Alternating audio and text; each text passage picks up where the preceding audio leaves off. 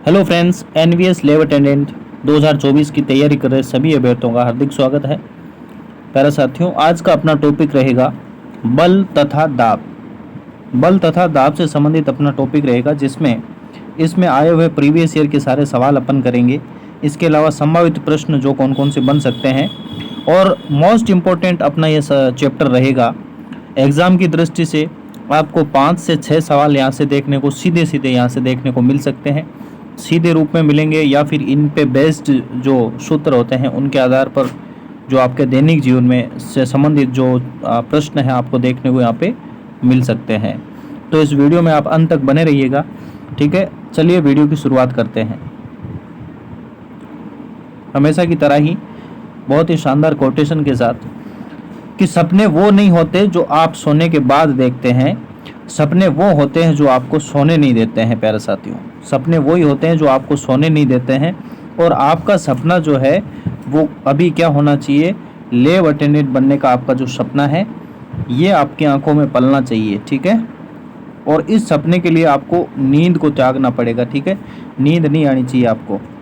तो ये सपना जो है आपको बिल्कुल आपका साकार करना चाहिए। साकार करने के लिए फुल प्रयास करें, आपका 100% यहाँ पे लगाएं आप, ताकि आपका जो सपना है ये पूरा हो सके। कौन सा? लैब अटेंडेंट बनने का। तो चलिए इसी के साथ ही मैं आपको पहले ये प्रश्न दिखा देता हूँ। इससे पहले अगर आप चैनल पर नए हैं तो चैनल को सब्सक्राइब जरूर करें, वीडियो को लाइक करें और शेयर करना ना भूलें, और कमेंट करके बताना वीडियो कैसा लगा और नेक्स्ट आपका कौन सा वीडियो आपको चाहिए। तो अब देखिएगा, ये इतने सारे सवाल लेकर के आया हूँ मैं, बहुत सारे सवाल हैं। ये सवाल अपन पूरा चैप्टर जब पूरा हो जाएगा उसके बाद ये सवाल अपन जो है वो करने वाले हैं। तो पहले अपन चैप्टर को कवर कर लेते हैं, उसके बाद सबसे लास्ट में ये सवाल अपन करेंगे। तो ये है अपना चैप्टर बल तथा दाब, है ना। अध्याय 8, ये वाली नई वाली एनसीईआरटी है, इसमें अध्याय 8 लिखा हुआ है, लेकिन कोई ना, पुरानी वाली जो है उसमें ये 11वां चैप्टर था। इसका कारण क्या है कि कोरोना काल के अंदर जो कुछ पार्ट जो है आपके जो कम किए गए थे, तो उसमें से जो इसमें टोटल आपके 18 चैप्टर थे उनमें से 5 चैप्टर इसको कम किए गए थे, ठीक है ना। तो टोटल इसमें नई वाली में 13 चैप्टर है, लेकिन हम सारे के सारे 18 चैप्टर पढ़ने वाले हैं इसमें, क्योंकि प्रश्न है आपके वहाँ से भी देखने को मिले हैं जो कोरोना काल में बच्चों के लिए छोड़ दिए गए थे। तो सारे के सारे चैप्टर अपन कवर करेंगे। तो आप निश्चित रूप से आप इस वीडियो के साथ बने रहें, चैनल के साथ जुड़े रहें। इसमें 8वीं क्लास के सारे टॉपिक्स आपको कवर करवा दिए जाएंगे 1 बाय 1। तो ये वैसे 11वां जो चैप्टर है वो था पुरानी एनसीईआरटी के अकॉर्डिंग, ठीक है। तो ये नंबर अपने मायने नहीं रखता, मैं हर बार यही कहता हूँ, जो चैप्टर में क्या चीज़ दे रखी है वो चीज़ मायने रखेगी। तो बल तथा दाब है ये चैप्टर है, इसमें क्या क्या दे रखा है वो सारी चीज़ें अपन कवर करेंगे। तो आइए इसकी शुरुआत कर लेते हैं। देखो, इसमें कहा गया है कि पिछली क्लास में आपने पढ़ा होगा भाई, जैसे कि हम जैसे कोई वस्तु है दूसरी वस्तु से अधिक तेज़ गतिशील होती है या कम होती है, एकांक समय में चलेगी दूरी ये सूचित क्या करती है। मतलब ये सारी चीज़ें जो होती है वो आपने 7वीं क्लास में आप पढ़ के आए हैं। मतलब जो पिछली क्लासें होती हैं उनमें 7वीं क्लास की बुक में ये कक्षा 8 के विद्यार्थियों के लिए बताई जा रही है कि कक्षा 7 में आप सीख चुके हैं कि वस्तुएं गति कैसे करती है।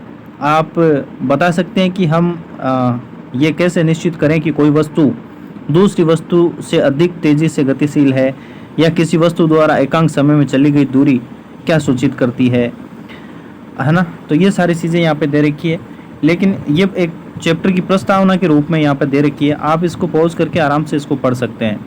अपन जो है मुख्य रूप से जो अपना चैप्टर है इसकी परिभाषा के रूप में अगर देखें तो अपन क्या कर सकते हैं, बल जो है सबसे पहला जो चैप्टर पॉइंट जो आता है अपना, वो बल के रूप में अपन देख सकते हैं। तो बल को देखने के लिए अपन क्या करें, इसको सबसे पहले क्या देखो, यहाँ से अपन देख सकते हैं, हाँ, तो कि हम प्राय कहते हैं कि जब किसी गेंद को धक्का देते हैं, फेंकते हैं, ठोकर मारते हैं या प्रहार करते हैं तो उस पर लगाया गया बल लगाया जाता है। कोई भी गेंद पर अगर आप धक्का देते हो, ठोकर मारते हो, तो क्या होता है, उस पर बल लगता है, ठीक है।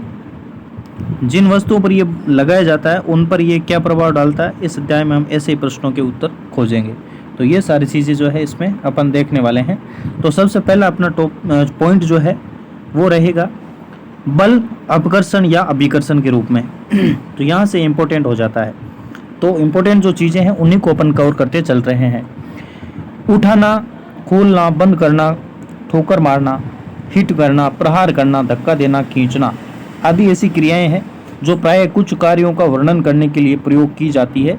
इनमें से प्रत्येक कार्य प्राय वस्तु की गति में किसी प्रकार का परिवर्तन लाने का प्रयास करता है। क्या इन शब्दों की जगह एक या अधिक अन्य शब्दों का प्रयोग कर सकते हैं? तो आइए ज्ञात करते हैं इस चीज़ को। यही चीज़ है, देखो यहाँ पर कुछ डायग्राम्स आप देख रहे हैं। इसमें जो है गोली गोल को बचाते हुए, ये गोल को बचा रहा है। गोली का मतलब ये आपका गोलकीपर है जो गोल होने से बचा रहा है। दूसरा है हॉकी का खिलाड़ी गेंद पर प्रहार कर रहा है, गेंद को ये हॉकी से मार रहा है। तीसरा ये फील्डर है आपका, जो क्रिकेट में होता है फील्डर, वो आपको गेंद को रोक रहा है। तो ये चीज़ें जो है आप डायग्राम जो है आराम से आप देख सकते हैं। तो आइए अब अपन ज्ञात कर लेते हैं कि इन शब्दों की जगह कौन कौन सी जैसी चीज़ें हैं, ये अपन अपकर्षण और अभिकर्षण किस प्रकार से अपन देखें। तो यहाँ पर आपको एक टेबल दे रखी है। इस टेबल को जैसे है, इसमें कुछ कार्यों को अपकर्षण और अभिकर्षण के रूप में आपको पहचानना होता है।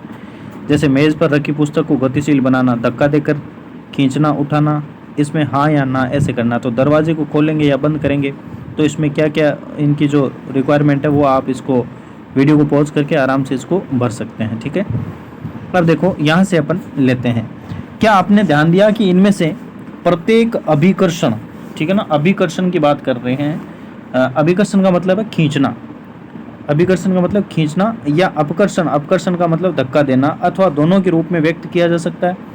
क्या हम इससे ये निष्कर्ष निकाल सकते हैं कि वस्तु को गति में लाने के लिए उसे धक्का देना, धक्का देना के लिए क्या है भाई, धक्का मतलब अपकर्षण आएगा, अपकर्षण करना, ठीक है ना। धक्का देना मतलब अपकर्षण करना, या खींचना, खींचना का मतलब क्या है, अभिकर्षित करना पड़ता है। ठीक है, ठीक है, धक्का देना या आपको खींचना पड़ता है। तो विज्ञान में किसी वस्तु पर जब अपन बल लगाते हैं ना भाई, किसी वस्तु पर जब बल लगाते हैं, किसी वस्तु पर जो लगाने वाले धक्के, अभिकर्षण या अपकर्षण जो होता है, अभिकर्षण या अपकर्षण जो होता है उसी को ही तो क्या कहते हैं भाई, बल कहते हैं। यानी सीधी सीधी बात यह है कि किसी चीज़ पर अपन धक्का लगाते हैं या उसे खींचते हैं तो इसे ही विज्ञान की भाषा में क्या कहते हैं, बल कहा जाता है। तो अतः हम कह सकते हैं कि वस्तुओं को दी गई गति, वस्तुओं को दी गई गति बल लगने के कारण होती है। जो गति है वो बल लगने के कारण ही होती है, बल लगने के कारण होती है। और वस्तु पर बल कब लगता है इसकी जानकारी अपन ले लेते हैं कि वस्तु पर बल कब लगेगा। तो कब लगेगा बल, जब जैसे मान लो देखो इसकी एक जिज्ञासा यहाँ पे पहले की, मैंने कक्षा 6 में पढ़ा कि चुंबक एक लोहे के टुकड़े को अपनी ओर आकर्षित करता है। क्या आकर्षण भी एक खिंचाव है? बिल्कुल है। किसी चुंबक के दो समान ध्रुवों के बीच प्रतिकर्षण के बारे में आप क्या सोचते हैं? ये खिंचाव है या धक्का है, ये क्या है, ये भी अभी अपन देखेंगे। तो इसमें देखो अनोन्य क्रिया के बारे में समझते हैं, क्योंकि बल लगने के लिए दो चीज़ों में, दो वस्तुओं या दो व्यक्तियों में, दो चीज़ों में परस्पर अनोन्य क्रिया होना आवश्यक है। जब तक अनोन्य क्रिया नहीं होगी दो में, दो वस्तुओं या दो व्यक्तियों में कोई में, तब तक आपका क्या नहीं हो सकता, बल नहीं लग सकता है। देखना कैसे है। मान लीजिए कोई आदमी स्थिर कार के पीछे खड़ा है, बिल्कुल कार खड़ी है और व्यक्ति उस कार के पीछे खड़ा है, जैसे चित्र 8.2 ए में दिखा रखा है। क्या उसकी उपस्थिति के कारण कार में जो है गति आ जाएगी? मान लो ये व्यक्ति यहाँ पर खड़ा है तो फिर भी ये इसको टच नहीं कर रहा, फिर भी क्या ये कार की गति आ जाएगी? क्या धक्का नहीं मार रहा फिर भी, है ना। तो मान लीजिए अगर आदमी कार को धक्का लगाना प्रारंभ करता है, ठीक है, धक्का लगाना प्रारंभ करता है, जैसे ये वाला यहाँ पे धक्का लगा रहा है, तो ये धक्का लगा रहा है तो ये कार अब आगे गति करेगी। हाँ, अर्थात वह इस पर बल लगाता है, कार लगाए गए बल की दिशा में गति करना प्रारंभ करेगी। जिस दिशा में ये जिस दिशा में ये बल लगा रहा है व्यक्ति, जैसे इस दिशा में बल लगा रहा है तो ये कार भी तो इसी दिशा में आगे गति करेगी ना। तो ये चीज़ यहाँ पे समझाई जा रही है। हाँ, तो ध्यान दीजिए कि कार को गति देने के लिए क्या है, आदमी को इसे धक्का लगाते रहना होगा। जब तक ये आदमी धक्का लगाता रहेगा तब तक कार है जो गति करती रहेगी। ठीक है, अब दूसरा चित्र यहाँ पे देखो, कौन किसे धकेल रहा है ये बताओ। ये आपस में एक दूसरे को क्या कर रही है, खींच रही है, धकेल रही है ना, धकेल रही है ये दोनों लड़कियाँ। तो 8.3 में, चित्र 8.3 में 3 स्थितियां दर्शाता है जिससे संभवतः आप परिचित होंगे। क्या आप बता सकते हैं कि इन स्थितियों में कौन खींच रहा है और कौन धक्का दे रहा है?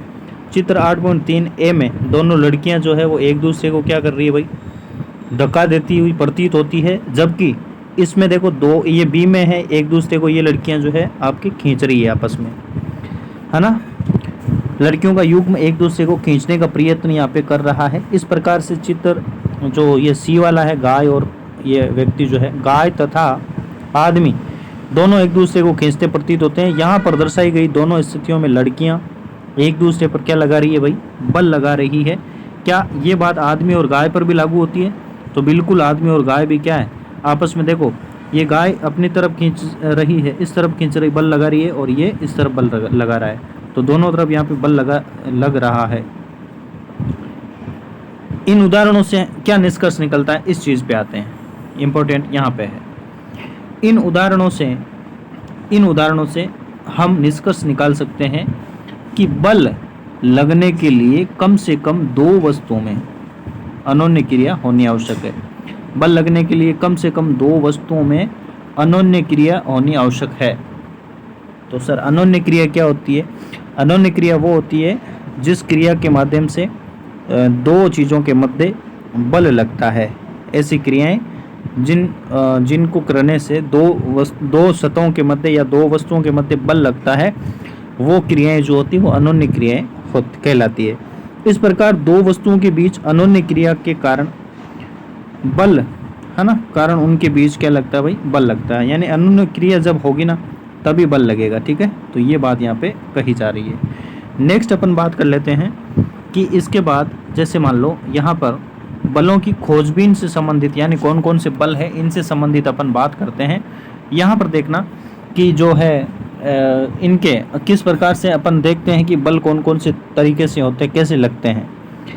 आइए बलों के बारे में कुछ अधिक सीखने का प्रयास यहाँ पे करते हैं। ये क्रियाकलाप आपको करना चाहिए क्योंकि अपने जो है लैब मैनुअल का जो एक पार्ट है, तो लैब मैनुअल का पार्ट यहीं से आपके क्लियर हो जाता है, अलग से इसको पढ़ने की आवश्यकता नहीं रहती है।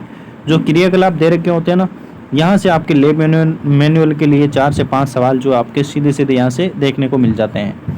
तो यहाँ पर क्या कहा है इसको अपन पढ़ते हैं, यहाँ एग्जाम की दृष्टि से इम्पोर्टेंट हो जाता है अपने लिए, इसको अपन पढ़ेंगे।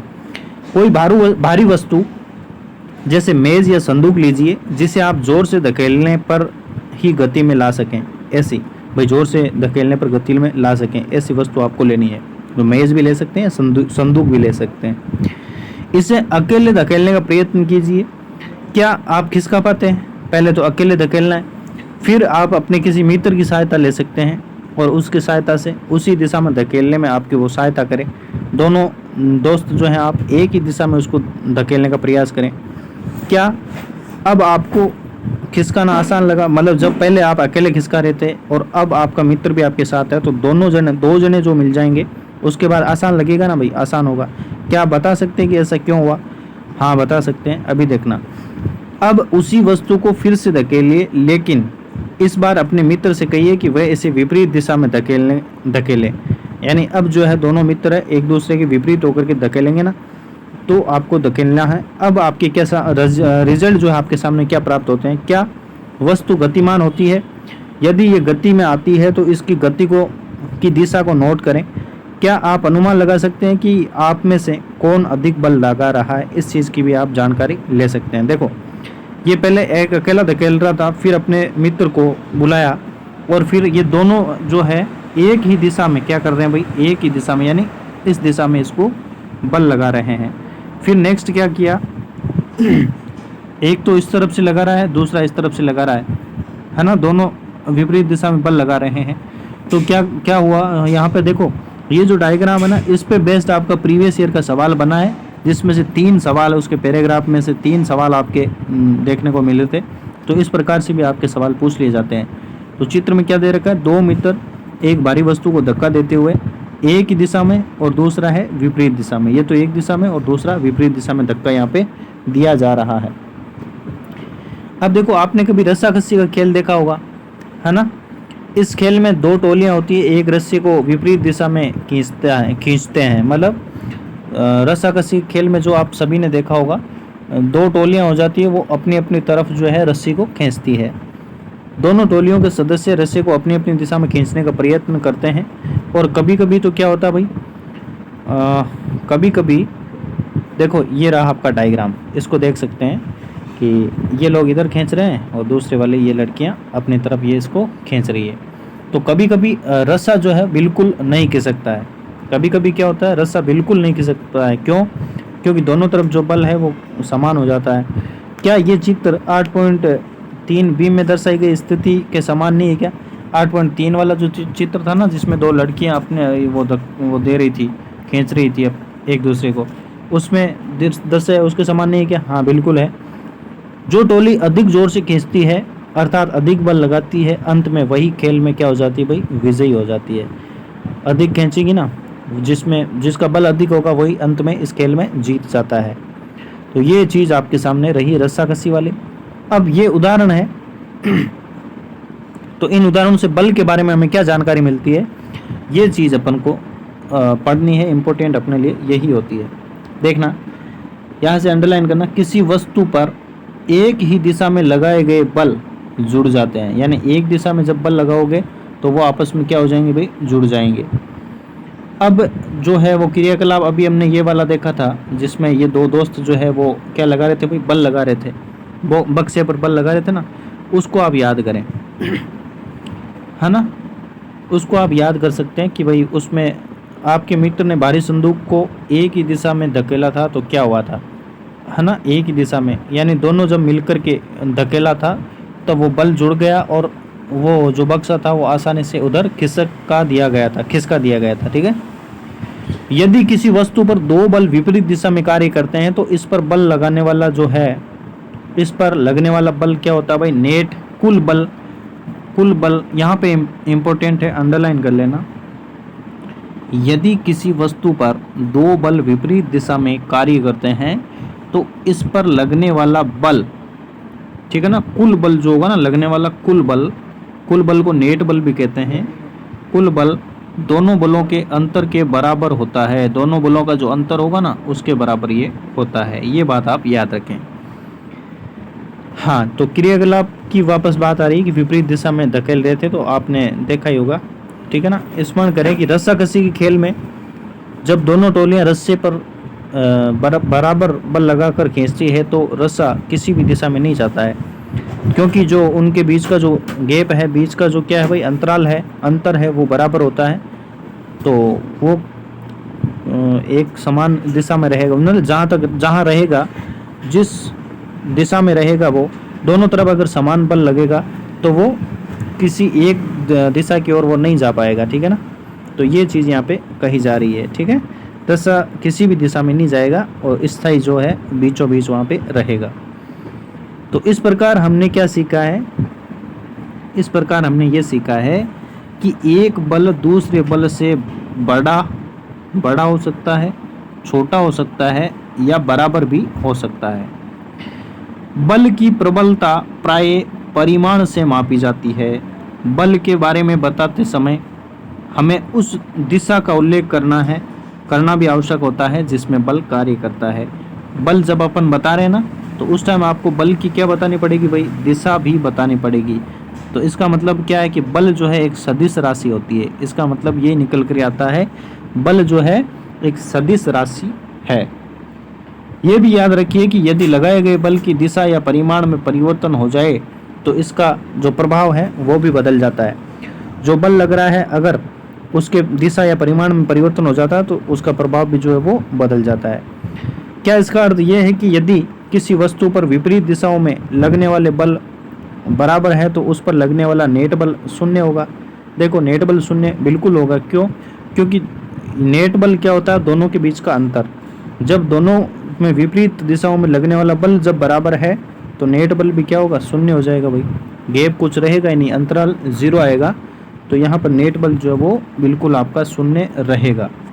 नेक्स्ट अपन बात कर लेते हैं, इसमें देखें ज़रा, देखो सामान्य रूप से क्या है भाई, इसके बारे में एक, हाँ ये इंपॉर्टेंट चीज़ कि सामान्य रूप में किसी वस्तु पर एक से अधिक बल लगे हो सकते हैं, तथापि वस्तु पर इनका प्रभाव नेट बल के कारण ही होता है। किसी भी वस्तु पर जो है प्रभाव कैसे दिखेगा, नेट बल के कारण उसका प्रभाव जो है वो दिखाई दे जाएगा। तो ये चीज़ आप याद रखें। अब देखना, वस्तु जब बल वस्तु की गति की अवस्था में परिवर्तन कर सकता है, बल क्या क्या कर सकता है उसके बारे में 2 से 3 पॉइंट अपन पढ़ेंगे। तो इसका पहला पॉइंट अपना क्या रह जाएगा भाई, बल जो है वो वस्तु की जो गति है ना, वस्तु की गति की अवस्था में क्या कर सकता है, परिवर्तन कर सकता है। कोई भी गतिशील वस्तु है ना, उसमें ये परिवर्तन कर सकता है, या स्थिर है तो उसमें गति ला सकता है। तो ये चीज़ देखते हैं किस प्रकार से लाता है। इसके लिए देखो क्रियाकलाप देख लेते हैं आप। यहाँ पे क्या है, रबड़ की एक गेंद लीजिए, है ना, रबड़ की एक गेंद लेना है तथा इसे किसी समतल सतह जैसे मेज या कंक्रीट के फर्श पर आप रख सकते हैं। अब गेंद को धीरे से समतल सतह पर धक्का दीजिए। क्या गेंद गति में आ जाती है? बिल्कुल आएगी। गतिशील गेंद को फिर से धक्का दीजिए, गतिशील है और फिर से आपको धक्का देना है उसको। क्या इसकी चाल में कुछ परिवर्तन होता है? बिल्कुल होता है। गतिशील को धक्का देंगे तो उसी दिशा में वो गति करेगी। ये बढ़ती है या घटती है? बढ़ती है। अब अपनी हथेली को गतिशील गेंद के सामने रखिए। जैसे ही गतिशील गेंद इसे स्पर्श करें, हथेली को हटा लीजिए। क्या आपकी हथेली गेंद पर कोई प्रभाव लगाती है, कोई बल लगाती है? बिल्कुल लगाती है। गेंद की चाल पर इसका क्या प्रभाव पड़ता है? क्या ये बढ़ती है या घटती है? यदि आप गतिशील गेंद को अपनी हथेली से रोक लेते हैं तो क्या होगा? इन सभी चीज़ों का देखो, ये रहा आपका डायग्राम, आप देख सकते हैं। इसमें क्या है, विराम अवस्था में गेंद पर बल लगाने पर वह गतिशील हो जाता है। विराम अवस्था में कोई गेंद है, उस पर बल लगेगा तो वो निश्चित रूप से गतिशील हो जाएगी ना। तो अब देखना, इसको अपन क्या है यहाँ से समझ लेते हैं। देखो कि आप इस प्रकार की अन्य स्थितियों पर विचार कर सकते हैं। जैसे उदाहरण के लिए जो पेनल्टी किक होता है, पेनल्टी किक लेते समय पेनल्टी किक ये क्या होता है सर? पेनल्टी किक क्या होता है ये अभी अपन एक क्लिप के माध्यम से अपन समझ लेंगे, ठीक है। तो सबसे पहले इसको पढ़ लेते हैं। यहाँ पे क्या है, पेनल्टी किक लेते समय खिलाड़ी गेंद पर बल लगाता है। किक लगाने से पहले गेंद विराम अवस्था में थी, अतः इसकी चाल शून्य थी। लगाए गए बल ने गेंद को गोल की और गति प्रदान की। मान लीजिए गोली का मतलब गोलकीपर, गोली गोल बचाने के लिए गेंद पर झपटता है या उछलता है। इस क्रिया द्वारा गोली गतिशील गेंद पर बल लगाने का प्रयत्न करता है। उसके द्वारा लगाया गया बल गेंद को अगर रोक सकता है या विक्षेपित कर सकता है, और यदि गोल होने से बचा सकता है। यदि गोली गेंद को रोकने में अगर सफल हो जाता है तो इसकी चाल जो है वो, गेंद की चाल है वो क्या हो जाएगी भाई, गेंद की जो चाल है वो शून्य हो जाएगी। तो ये चीज़ आप याद रखें, ठीक है। समझे यहाँ पे जो क्या लिखा हुआ है, क्या आप समझ चुके हैं पेनल्टी किक और ये कैसे ये क्या करता है, गोली कैसे पकड़ता है? चलो कोई बात नहीं, इसको एक क्लिप के माध्यम से अपन समझते हैं, ठीक है। अब देखना, ये एक आपका ग्राउंड है फुटबॉल का। यहाँ पर देखना, क्लिप के माध्यम से अपन समझते हैं। ये खिलाड़ी आ रहा है, इसके हाथ में ये गेंद है। अब देखो ये पेनल्टी किक ले रहा है, ठीक है। कौन ले रहा है पेनल्टी किक? देखना एक बार इसको यहाँ पे रोकते हैं। देखो एक बार देखना, हाँ देखो। अब इन चीज़ों के बारे में मैं आपको बता देता हूँ। देखो एक बार आप समझना, यहाँ पे आप समझ सकते हैं कि जैसे मान लो ये जो व्यक्ति है, ये आपका क्या है भाई, ये आपका गोलकीपर कह सकते हैं इसको, या गोली कह सकते हैं। ये क्या है, गोली है। जो क्या करेगा, ये यहाँ पे जो पेनल्टी किक मार रहा है ना बच्चा, ये बच्चा जो है पेनल्टी किक लगा रहा है, ये खिलाड़ी यहाँ पे पेनल्टी किक इस पे मारेगा, ये पेनल्टी किक मारेगा तो ये जो बॉल है ये इस जाली की तरफ लगेगी, यानी गोल करने के लिए इसकी तरफ मारेगा। तो ये क्या करेगा, ये जो गोली है या गोलकीपर या क्या करेगा, ये गोल होने से बचाएगा। अगर ये बचाने में अगर ये सफल हो जाता है तो इस गेंद को क्या है, ये गेंद उस तरफ जाएगी ना, तो ये उस पर झपटेगा। तो अभी ये क्या, जब अब अपन ने ऊपर पढ़ा है ना, वो सारी चीज़ यहाँ पे आप देख सकते हैं इस क्लिप के माध्यम से। तो देखना कैसे यहाँ पे ये करता है। देखो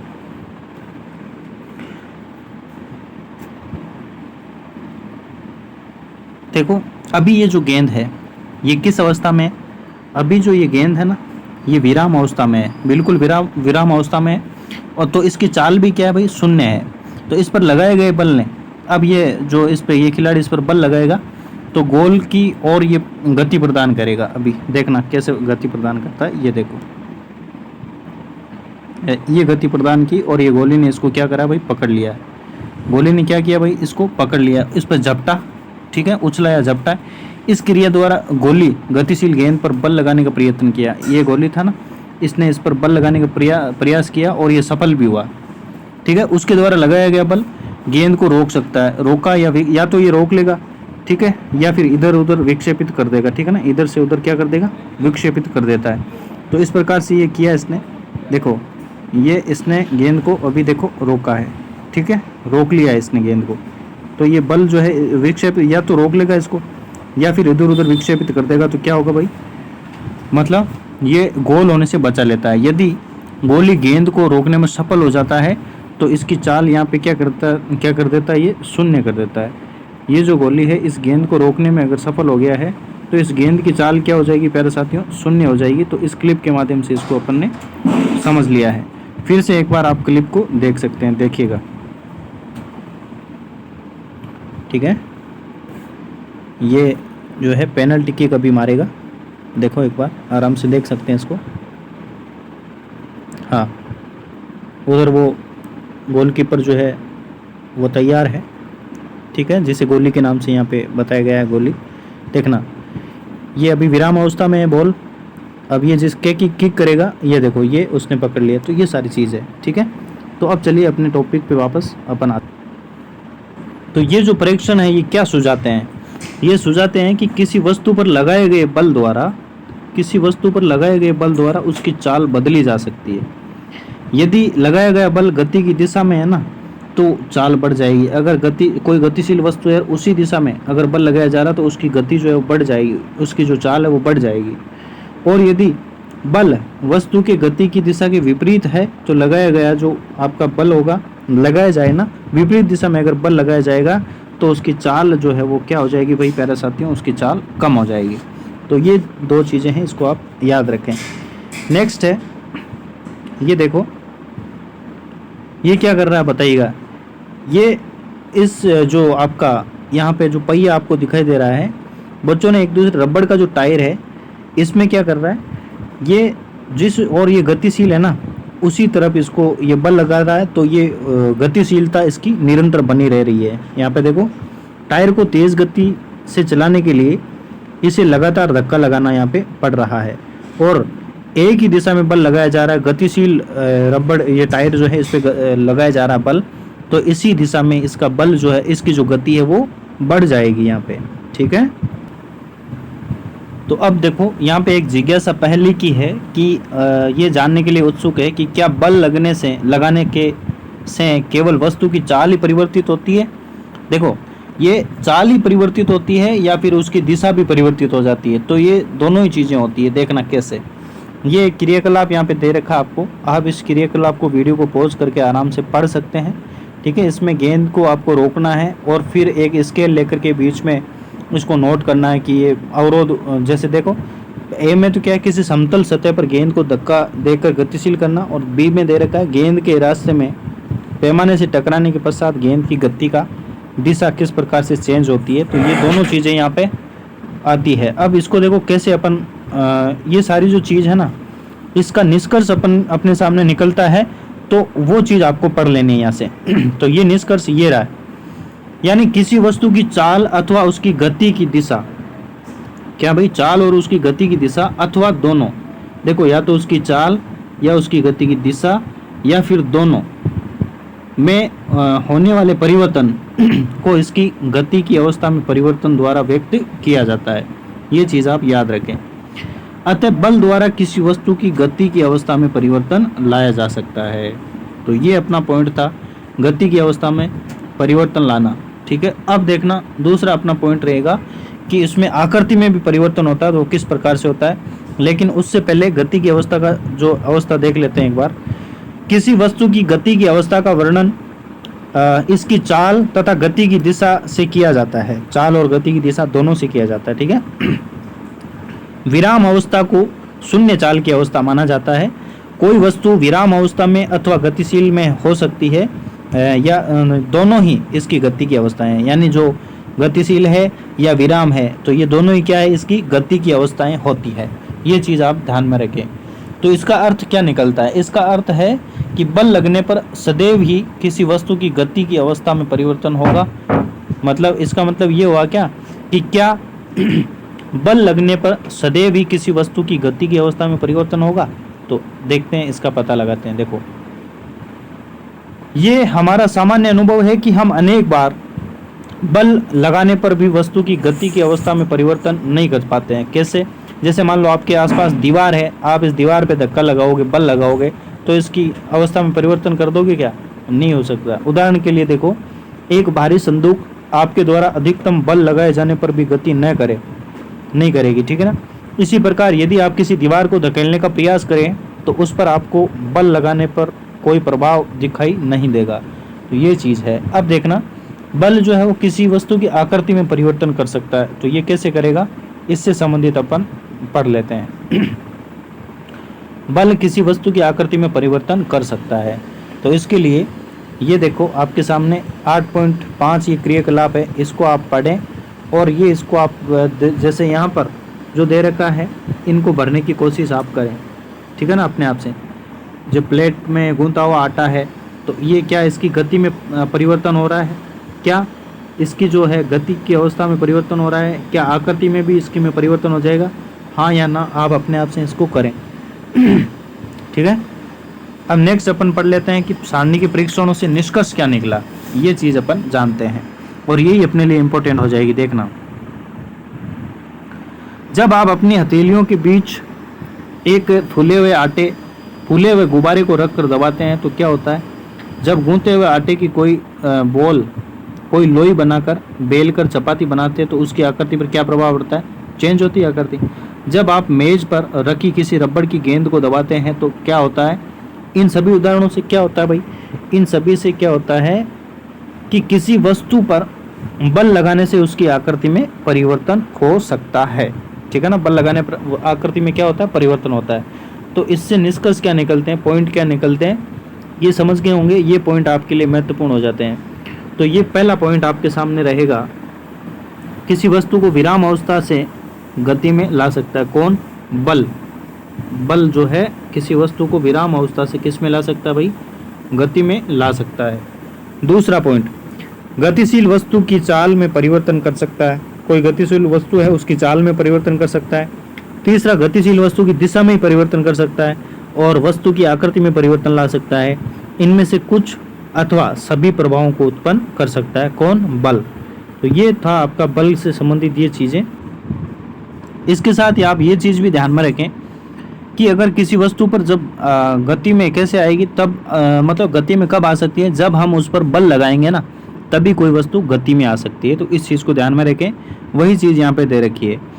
ये स्मरण रखना आवश्यक है कि यद्यपि बल इनमें से एक या अधिक प्रभावों को उत्पन्न कर सकता है, तथापि इनमें से कोई भी प्रभाव बगैर बल के लगाए उत्पन्न नहीं हो सकता है। बल लगाना बहुत ही ज़रूरी है, तभी ये जो प्रभाव उत्पन्न होंगे। अतः कोई वस्तु बिना बल लगाए अपने आप गति में नहीं आ सकती, अपने आप दिशा में परिवर्तन नहीं कर सकती तथा अपने आप आकृति में भी क्या है? परिवर्तन नहीं ला सकती। अब देखना, तो जो चीज़ अपने आप नहीं ला सकती है, तो यहाँ पे बात कही है कि बल के बिना कोई भी वस्तु है वो अपने आप में क्या नहीं कर सकती? गति में परिवर्तन नहीं कर सकती है और आकृति में भी क्या नहीं कर सकती है? परिवर्तन नहीं कर सकती है। अब देखो, संपर्क और असंपर्क बलों से संबंधित बात आती है। तो संपर्क बल से संबंधित सबसे पहला अपना रहेगा संपर्क बल, यानी संपर्क में आने पर लगने वाला बल। तो सबसे पहला इसमें पेशीय बल हो जाता है। पेशीय बल क्या है? आपने देखा होगा कि मेज पर रखी किसी पुस्तक को बगैर छुए, धकेले या मतलब बिना छुए आप उठा सकते हैं क्या? क्या बगैर पकड़े पानी की बाल्टी को उठा सकते हैं? सामान्यतः किसी वस्तु पर बल लगाने के लिए आपके शरीर का वस्तु के साथ संपर्क होना चाहिए। संपर्क किसी छड़ी या रस्सी से भी हो सकता है, इसकी सहायता से भी हो सकता है। मतलब कोई जादू थोड़ी है कि जैसे आप बुक है ऐसे हाथों को ऐसे करेंगे उठ जाएगी, है ना। या पानी से भरी हुई बाल्टी है, वो आप बिना टच किए, बिना छुए, बिना स्पर्श करे आपको वो आप उठा सकते हैं। तो ऐसा नहीं कर सकते। उनको उठाने के लिए बल लगाना पड़ता है और जो बल लगेगा वो पेशीय बल होगा। ये ध्यान रखना आप। उनकी सहायता से, मतलब डंडे की सहायता से भी हो सकता है। जब हम किसी वस्तु जैसे अपने विद्यालय के बस्ते को धकेलते हैं या पानी की बाल्टी को उठाते हैं, तब वहाँ बल लगेगा ना, तो बल कहाँ से आता है? वो ये बल हमारे शरीर की मांसपेशियों द्वारा लगता है, और हमारी मांसपेशियों की क्रिया स्वरूप लगने वाले बल को ही क्या कहते हैं भाई? पेशीय बल इसको कहा जाता है। हमारे शरीर की मांसपेशियों द्वारा जो बल लगता है ना, उसी को पेशीय बल कहते हैं, और जबकि आप सभी जानते हैं। अब पेशीय बल के बारे में थोड़ी सी जानकारी अपन ले लेते हैं। जो पेशीय बल है, पेशीय बल ही हमें सभी क्रियाकलाप करने के योग्य बनाता है। इन क्रियाकलापों में शरीर की गति तथा मुड़ना भी यहाँ पे सम्मिलित होता है। कक्षा 7 में आपने पढ़ा कि पाचन, देखो पाचन की क्रिया जो है उसमें भोजन आहार नली में आगे की ओर धकेलता है। तो ये किसकी वजह से होता है? ये प्रक्रिया को पेशीय बल करता है, ठीक है ना? पेशीय बल ही करता है, बिल्कुल हाँ, पेशीय बल ही करता है, क्योंकि पेशीय बल यहाँ पे क्रमाकुंचन गतियाँ करता है, जिससे भोजन है आगे धकेला जाता है। आप ये भी जानते होंगे कि श्वसन क्रिया में वायु अंदर लेते समय तथा बाहर निकालते समय फेफड़े फैलते हैं और सिकुड़ते हैं। श्वसन की प्रक्रिया को संभव बनाने के लिए भी ये पेशीय बल कहाँ स्थित होते हैं? तो ये यहाँ पे ही होते हैं, है ना? श्वसन जो है इन्हीं पेशियों के माध्यम से, यानी पेशीय बल के माध्यम से श्वसन कर पाते हैं फेफड़ों में। हमारे शरीर में पेशीय बल द्वारा लगन हमारे शरीर में पेशियों द्वारा बल लगाने के क्या कुछ और उदाहरण है जो आप बता सकते हैं? बिल्कुल, बहुत सारे उदाहरण होते हैं, आप सभी बता सकते हैं। जैसे यहाँ पे आगे दे रखा है, देखना। पशु भी अपने शारीरिक क्रियाकलापों तथा अन्य कार्यों को करने के लिए पेशीय बल का उपयोग करते हैं। जैसे बैल है, घोड़े है, गधे है तथा ऊंट जैसे पशु हमारे लिए विभिन्न कार्य करने के लिए उपयोगी किए जाते हैं। इन कार्यों को करने के लिए पेशीय बल का यूजेज, उपयोग जो है किया जाता है। कैसे? जैसे पशुओं का पेशीय बल, देखो ये यहाँ पे पशुओं द्वारा पेशीय बल का उपयोग यहाँ पे किया जा रहा है। पशुओं का पेशीय बल अन्य कठिन कार्यों को करने के लिए प्रयोग में किया जाता है। तो ये चीज़ आप समझ चुके होंगे। अब देखो संपर्क बल की परिभाषा भी देख लेते हैं। जब टच में आएंगे तो ही तो है संपर्क बल होगा। जैसे देखो, क्योंकि पेशीय बल तभी लगाया जा सकता है जब पेशियां किसी वस्तु के संपर्क में हो, इसलिए इसे संपर्क बल कहते हैं। क्या आप अन्य प्रकार के संपर्क बल भी होते हैं? कौन कौन से होते हैं इनके बारे में जानते हैं। देखो घर्षण, घर्षण भी एक संपर्क बल है। देखो कैसे घर्षण बल की बात कर लेते हैं। आपने कुछ अनुभव को स्मरण कीजिए, अपने कुछ अनुभव है उनको स्मरण करें। जैसे कि फर्श पर लुढ़काने वाली गेंद धीरे धीरे धीमी हो जाती है। जैसे फर्श पर लुढ़काई, वो धीरे धीरे अपने आप धीमी हो जाएगी, अंत में रुक जाएगी। साइकिल चलाते समय पेडल चलाना बंद कर दो तो वो थोड़ी दूर चलेगी और फिर धीमी होगी, फिर अंत में रुक जाएगी। किसी कार या स्कूटर के इंजन को बंद कर देने पर वो थोड़ी दूर चलेगा, फिर बाद में रुक जाएगा। इसी प्रकार नाव खेलना बंद कर देते हो तो नाव भी थोड़ी दूर चल करके क्या भाई रुक जाती है। क्या आप इस प्रकार के कुछ अन्य अनुभवों को इनमें जोड़ सकते हैं? बिल्कुल जोड़ सकते हैं। बहुत सारे ऐसे उदाहरण होते हैं, जैसे अपन चल पाते हैं, कैसे चलते हैं, है ना? घर्षण जो है, घर्षण का कॉन्सेप्ट यहाँ पे लग रहा है। इन सभी स्थितियों में देखो, घर्षण के बारे में अपन जो नेक्स्ट अपना चैप्टर आएगा ना, उसमें बहुत आराम से अच्छे से उसको पढ़ेंगे। इन सभी स्थितियों में वस्तुओं पर कोई बल लगता है, बल लगता प्रतीत नहीं होता है, फिर भी इनकी चाल धीरे धीरे कम होती जाती है और अंत में ये विराम अवस्था में आ जाते हैं। इनकी गति की अवस्था में परिवर्तन किस कारण होता है? भाई जो बल लग रहा है वो अपन को दिखाई नहीं देता है, लेकिन फिर भी ये चीज़ें रुक जाती है। तो क्या इन पर कोई बल लग रहा है? बिल्कुल लग रहा है, घर्षण बल लग रहा है। क्या आप अनुमान लगा सकते हैं कि प्रत्येक दशा में बल किस दिशा में लग रहा होगा? बिल्कुल, देखो विपरीत दिशा में लगता है। ये घर्षण बल हमेशा विपरीत दिशा में लगता है। इन सभी उदाहरणों में वस्तुओं की गति की अवस्था में परिवर्तन का कारण क्या है भाई? घर्षण बल है। फर्श तथा गेंद की जो सतह होती है, उन सभी के बीच लगने वाला घर्षण बल ही गतिशील गेंद को विराम अवस्था में लाता है। इसी प्रकार पानी की नाव तथा इनकी सतहों के बीच घर्षण बल होता है, और जो खेना बंद करने के बाद क्या है भाई? वो नाव को रोक देता है। घर्षण बल सभी गतिशील वस्तुओं पर लगता है और इसकी दिशा सदैव गति की दिशा के विपरीत होती है। इस चीज़ को इम्पोर्टेंट कर लेना। घर्षण बल है हमेशा सदैव जो है गति की जो दिशा होगी ना, उसके विपरीत होती है, ठीक है? विपरीत लगता है, क्योंकि घर्षण बल दो सतहों के बीच संपर्क के कारण उत्पन्न होता है। इसलिए ये भी क्या है भाई? संपर्क बल का ही एक उदाहरण होता है। और इस बल के बारे में अगला जो चैप्टर होगा अपना 9वां तो क्या जो 12वां चैप्टर जो भी होगा नेक्स्ट अपना, उसमें अपन डिटेल से इसकी जानकारी जो है प्राप्त करेंगे। नेक्स्ट अपन जान लेते हैं। अब देखो, अब असंपर्क बल की बात आती है, ठीक है। असंपर्क बल, इसके बारे में देखें तो असंपर्क में पहला सबसे पहला चुंबकीय बल अपन पढ़ लेते हैं। चुंबकीय बल में क्या है, देखो ये क्रियाकलाप दे रखा है चुंबकीय बल में। यहाँ पर देखो चुंबक है, ये पेंसिलों के ऊपर एक चुंबक रखना, फिर दूसरा वाला चुंबक आपको इसके पास लाना है।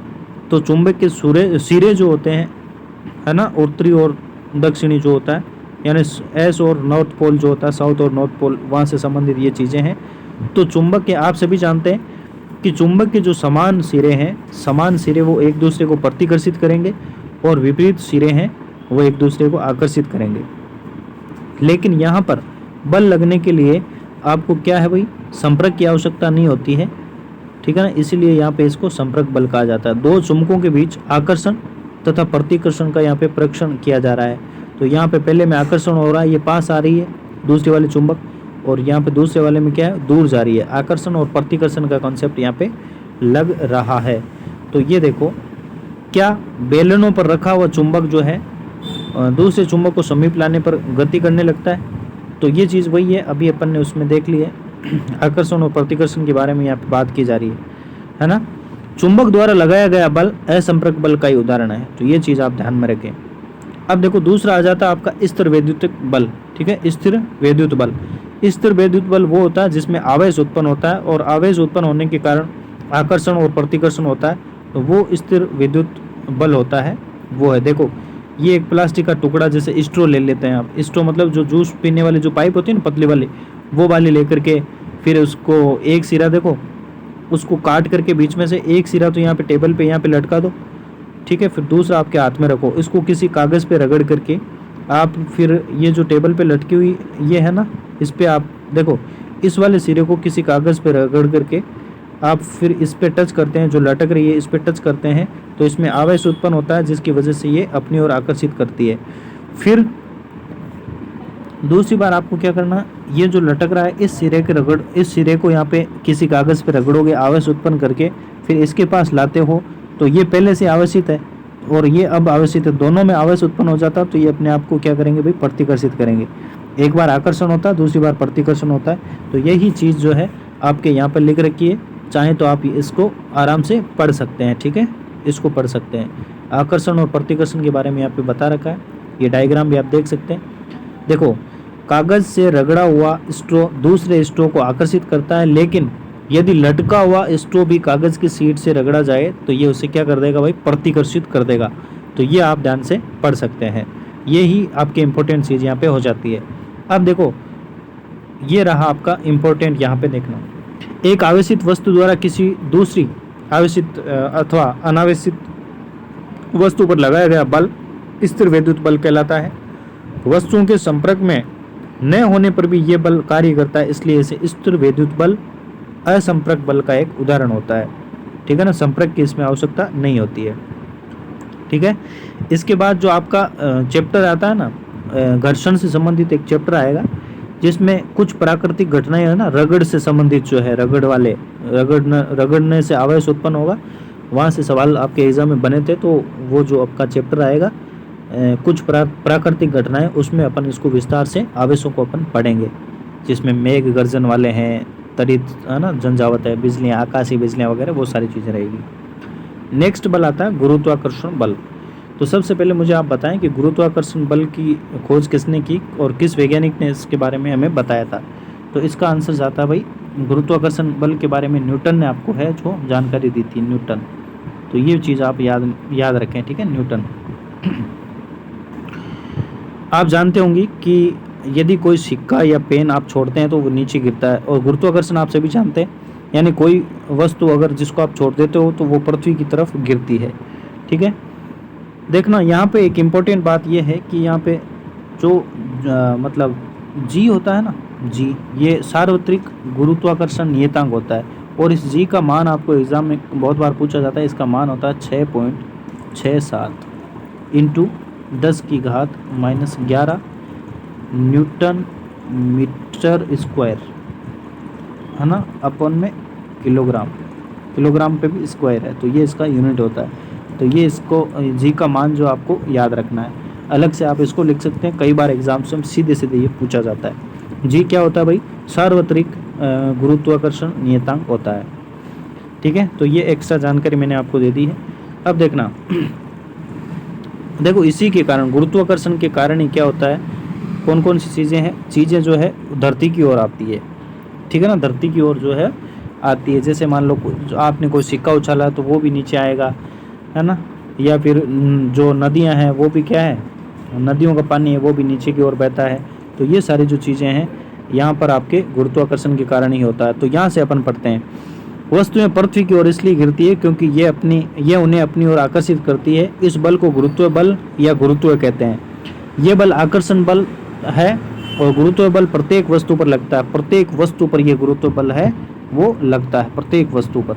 गुरुत्व बल हम सभी पर हर समय बगैर हमारी जानकारी के, हमें पता नहीं रहता है, फिर भी हमारे सामने लगता रहता है। जैसे ही हम कोई नल खोलते हैं तो पानी धरती की ओर बहने लगता है। गुरुत्व बल के कारण ही नदियों में पानी नीचे की ओर बहता है। तो ये गुरुत्व बल के बारे में अपने जानकारी ली है। और ये छोटी सी जानकारी और ले लेते हैं। गुरुत्व केवल पृथ्वी का ही गुण नहीं है। गुरुत्व बल जो है ना वो केवल और केवल पृथ्वी का गुण ही नहीं है। वास्तव में विश्व में सभी वस्तुएं, चाहे वह छोटी हो या बड़ी हो, एक दूसरे के ऊपर बल लगाती है। तो ये गुरुत्वाकर्षण बल ही कहलाता है। ठीक है ना, विश्वव्यापी जो सार्वत्रिक होता है ये गुरुत्वाकर्षण बल होता है। तो ये यहाँ पे बात कही है। बल अपना हो गया है, पाठ का नाम बल तथा दाब था ना, तो बल से संबंधित जानकारी हो गई। अब दाब के बारे में अपन पढ़ते हैं। दाब क्या होता है इसके बारे में जान लेते हैं। दाब को इंग्लिश में प्रेशर कहते हैं, ये तो आप सभी जानते ही होंगे। और जो पिछली क्लासें हैं, छोटी कक्षाओं में आपने पढ़ा ही होगा, यानी 7वीं क्लास में या उसमें पढ़ा होगा कि जो तूफान या चक्रवात के समय प्रबल पवन के कारण जो घर की छतें हैं वो भी उड़ा ले जाता है, प्रबल पवन जब आता है। देखो दाब, क्या दाब तथा बल में कोई संबंध है? बिल्कुल, दाब और बल में बिल्कुल संबंध है। अभी देखेंगे अभी क्या कौन सा संबंध, आइए पता लगाते हैं। किसी लकड़ी के तख्ते में एक कील को इसके शीर्ष से ठोकने का प्रयत्न है जो आप करें, प्रयत्न करेंगे ना तो क्या होगा, आप सफल हो पाते हैं। अब कील को नुकीले सिरे से ठोकने का प्रयास करें, क्या इस बार क्या ठोक पाते हैं इस कील को? सब्जियों को किसी कुंटित यानी ब्लंट चाकू से, यानी जो धार नहीं है, मोटा चाकू है, उससे काटने का प्रयास करें। उसके बाद तीखे चाकू से काटने का आप प्रयास करें। ज़्यादा आसानी किस में रहेगी, ये चीज़ मुझे आप बताएं। देखो ये कील है, कील का एक तो है भाई, देखो ऊपरी सिरे से आप देखो, तीखा वाला सिरा आप कहीं दीवार में जहाँ पे लगा रहे हो वो दीवार में आसानी से जाएगा, या फिर ये ऊपर वाला सिरा जाएगा? निश्चित रूप से नीचे वाला जो तीखा वाला जो लकड़ी का जो कील का किनारा तीखा वाला सिरा है वो आपकी सतह में ज़्यादा जल्दी प्रवेश कर जाएगा। तो वहाँ पे आपको बल कम लगाना पड़ेगा। लकड़ी के तख्ते में कील को ठोकना, ये उदाहरण आप, ये चित्र है आप देख सकते हैं। अब देखना, अब नेक्स्ट अपन बात कर लेते हैं इसकी। तो इसमें देखो, हाँ, क्या आपको ऐसा लगता है कि जिस क्षेत्रफल पर बल लगाया जाता है, उदाहरण के लिए कील के नुकीले सिरे पर, वह इन कार्यों को आसान बनाने में एक भूमिका निभाता है? बिल्कुल निभाता है। देखो कैसे, अब दाब की परिभाषा भी सुन लो। दाब की परिभाषा क्या है? किसी पृष्ठ पर प्रति एकांक क्षेत्रफल पर लगने वाला बल दाब कहलाता है। ये दाब का आप जो है सूत्र आप देख सकते हैं। दाब को इंग्लिश में प्रेशर कहा जाता है भाई, प्रेशर बराबर क्या है? किसी एकांक क्षेत्रफल पर, एरिया, किसी एकांक क्षेत्रफल पर लगने वाले बल की मात्रा जो है, फोर्स है, बल की जो मात्रा है वही क्या कहलाती है भाई? प्रेशर कहलाता है, दाब कहलाता है। तो इस सूत्र को आप याद रखें क्योंकि इस पे बेस्ड आपके सवाल पूछा हुआ है और पूछा भी जा सकता है। ठीक है ना, दाब बराबर बल बटा क्षेत्रफल जिस पर ये लगता है। ठीक है, ये सूत्र आप याद रख सकते हैं। देखिए यहाँ पर हम केवल उन बलों पर विचार करते हैं जो उस पृष्ठ के लंबवत है जिस पर दाब ज्ञात करना है। तो ये बल की यहाँ पे बात की गई है, जो दाब की जो है यहाँ पे बात की गई है। तो यहाँ पर अब देखें, ये बात सुनकर के जो पहेली है ना, इसको एक समझ में आ रहा है, एक चीज़ समझ आ रही है। क्या समझ आ रही है? पहली कह रही है कि अब मेरी समझ में आया कि कुलियों को जब भारी बोझा उठाना होता है तो वे अपने सिर पर एक कपड़े का कपड़ा गोल लपेट कर क्यों रखते हैं। ये चीज़ इसको समझ में आ गई है। कुली अभी देखेंगे नीचे है, चित्र दे रखा है इसका। इस प्रकार क्या करते हैं, वे अपने शरीर से बोझ के संपर्क क्षेत्रफल को बढ़ा देते हैं, है ना। बोझ का जो संपर्क क्षेत्रफल होगा ना, उसको बढ़ा देगा, जिससे कि उनको क्या होगा, शरीर पर लगने वाला जो दाब है ना, वो कम हो जाता है और वे बोझ को आसानी से उठा सकते हैं। तो ये आप कुली को देख सकते हैं, इनके सर पे अंगूछा लगाया हुआ है, भारी बोझ को ले जाते हुए कुली। ये आपका डायग्राम आप देख सकते हैं।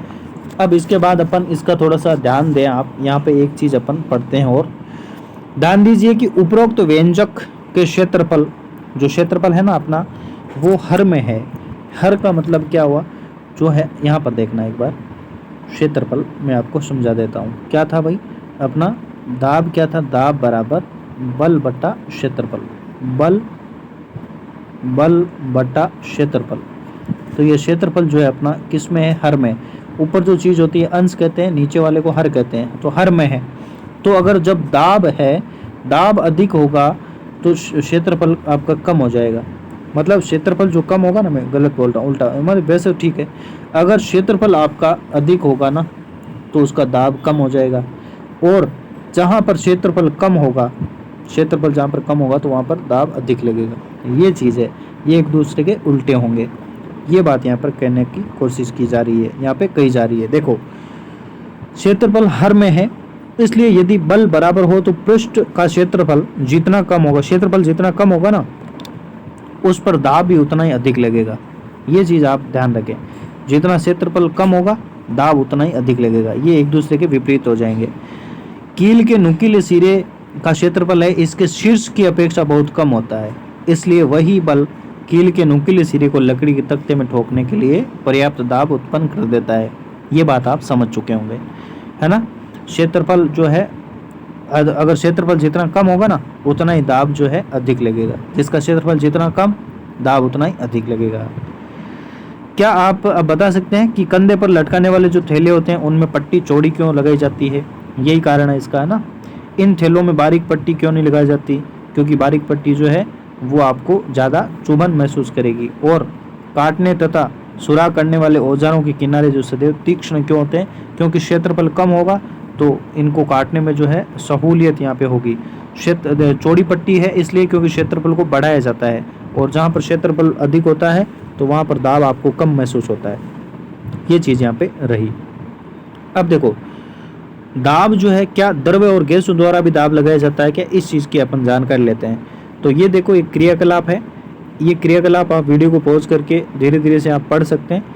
बाकी मैं इसको यहाँ पे बता देता हूँ, इसका डायग्राम जो है इसको यहाँ पे समझा देता हूँ। देखो इसमें क्या किया गया है, इसमें देखो दो यहाँ पे पाइप लिए गए हैं।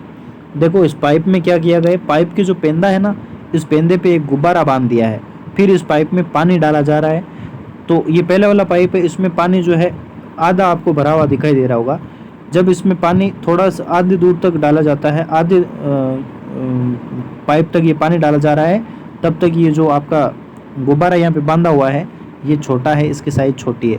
लेकिन जैसे जैसे इसको पानी डाला जाता है, इसमें पानी डाला जाता है और अधिक पानी डाला जाता है, वैसे वैसे गुब्बारा जो है, नीचे वाला गुब्बारा जो है, इसकी साइज़ जो है बढ़ती जाती है।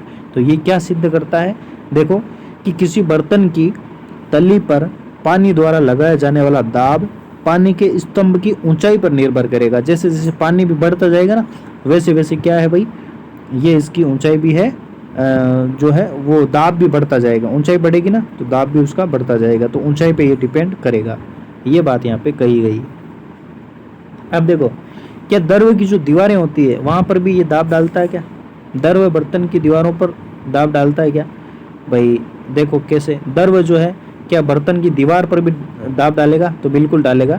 इसके लिए ये क्रियाकलाप 8.9 पढ़ें आप, ठीक है। ये 8.9 पढ़ करके आप देखें। देखो मैं डायग्राम और यहाँ पे समझा देता हूँ। यहाँ पे देखो ये एक बोतल ले रखी है, उस डायग्राम उसमें ये बात कही है कि एक बोतल है जिसपे ये साइड में आपको कांच की एक नली लगा दी है। फिर यहाँ पर भी क्या करा है, यहाँ पर भी एक गुब्बारा इस नली के यहाँ पे बांध दिया गया है। फिर उसमें पहले थोड़ा पानी डाला, फिर और पानी डालते हैं। जैसे जैसे पानी डाला जाता है तो इस गुब्बारे की साइज़ है वो बढ़ जाती है। तो ये क्या सिद्ध कर रहा है, ये इसकी दीवार पर क्या डाल रहा है भाई, दर व बर्तन की दीवारों पर भी दाब डालता है। तो ये चीज़ यहाँ से सिद्ध हो जाती है।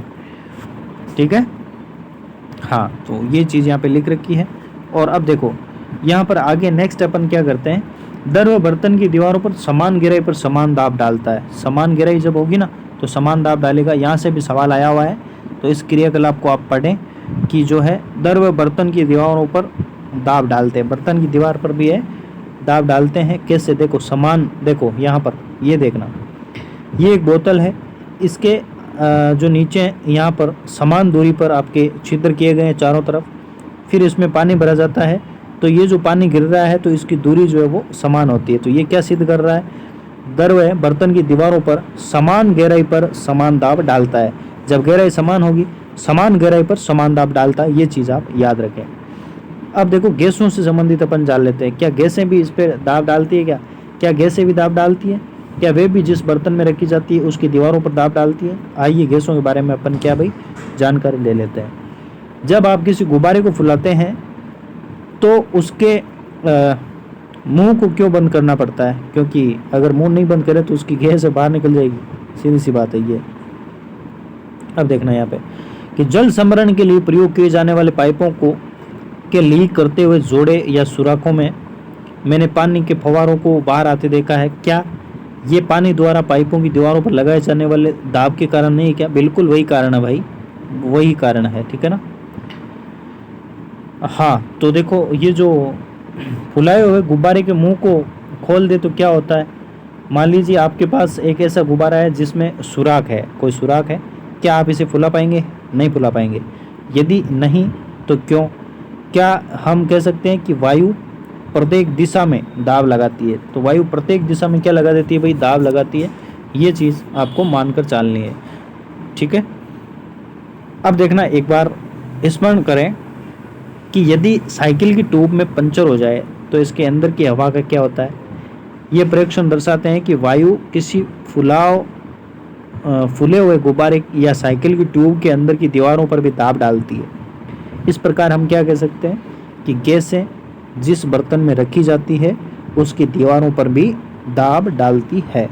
ये चीज़ आप देख सकते हैं। नेक्स्ट आता है वायुमंडलीय दाब। सबसे पहले चीज़, वायुमंडलीय दाब जो होता है ये किस यंत्र के द्वारा मापा जाता है? तो इस यंत्र का नाम होता है आपका, क्या होता है भाई? बैरोमीटर। आप सभी जानते होंगे, तो इसको आप सबसे पहले याद रखें, बैरोमीटर। ठीक है, बैरोमीटर के द्वारा वायुमंडलीय दाब का मापन किया जाता है। अब देखो, हम जानते हैं कि हमारे चारों ओर वायु है। वायु के इस आवरण को वायुमंडल कहते हैं। वायु का जो आवरण है इसको वायुमंडल कहते हैं। वायुमंडलीय वायु पृथ्वी के तल से कई किलोमीटर ऊपर तक फैली हुई है। इस वायु द्वारा लगाए गए दाब को वायुमंडलीय दाब कहते हैं। और हम जानते हैं कि प्रति एकांक क्षेत्रफल पर लगने वाले बल को दाब कहते हैं। यदि हम एक इकाई क्षेत्रफल की कल्पना करें और इसके ऊपर वायु से भरा एक लंबा बेलन खड़ा हुआ माने, तब इस बेलन में वायु पर लगने वाला गुरुत्व बल वायुमंडलीय दाब के बराबर होता है। कैसे? देखो, ये चित्र के माध्यम से आप देख सकते हैं, है ना, कि भाई दाब है, दाब मतलब बेलन का वायु स्तंभ जो है वो यहाँ पे सीधे बेलन के रूप में यहाँ पे ऊर्ध्वाधर खड़ा है। ठीक है। इकाई क्षेत्रफल के वायु स्तंभ पर लगने वाला गुरुत्व बल वायुमंडलीय दाब के क्या होता है? बराबर होता है। ठीक है, तो ये चीज़ आप समझ चुके होंगे। यानी वही चीज़ है, उस पर जो अपन ने देखा था ना, एकांक क्षेत्रफल में, इकाई क्षेत्रफल में, यहाँ पे बेलन जो है उसका जो वायु स्तंभ मान सकते हैं, वायु स्तंभ ये किसके बराबर हो जाता है भाई? इसके वायुमंडलीय दाब के बराबर हो जाता है। वायुमंडलीय दाब, जो वायुमंडलीय दाब है ना, उसके बराबर ये हो जाता है। तो ये चीज़ आप याद रखें।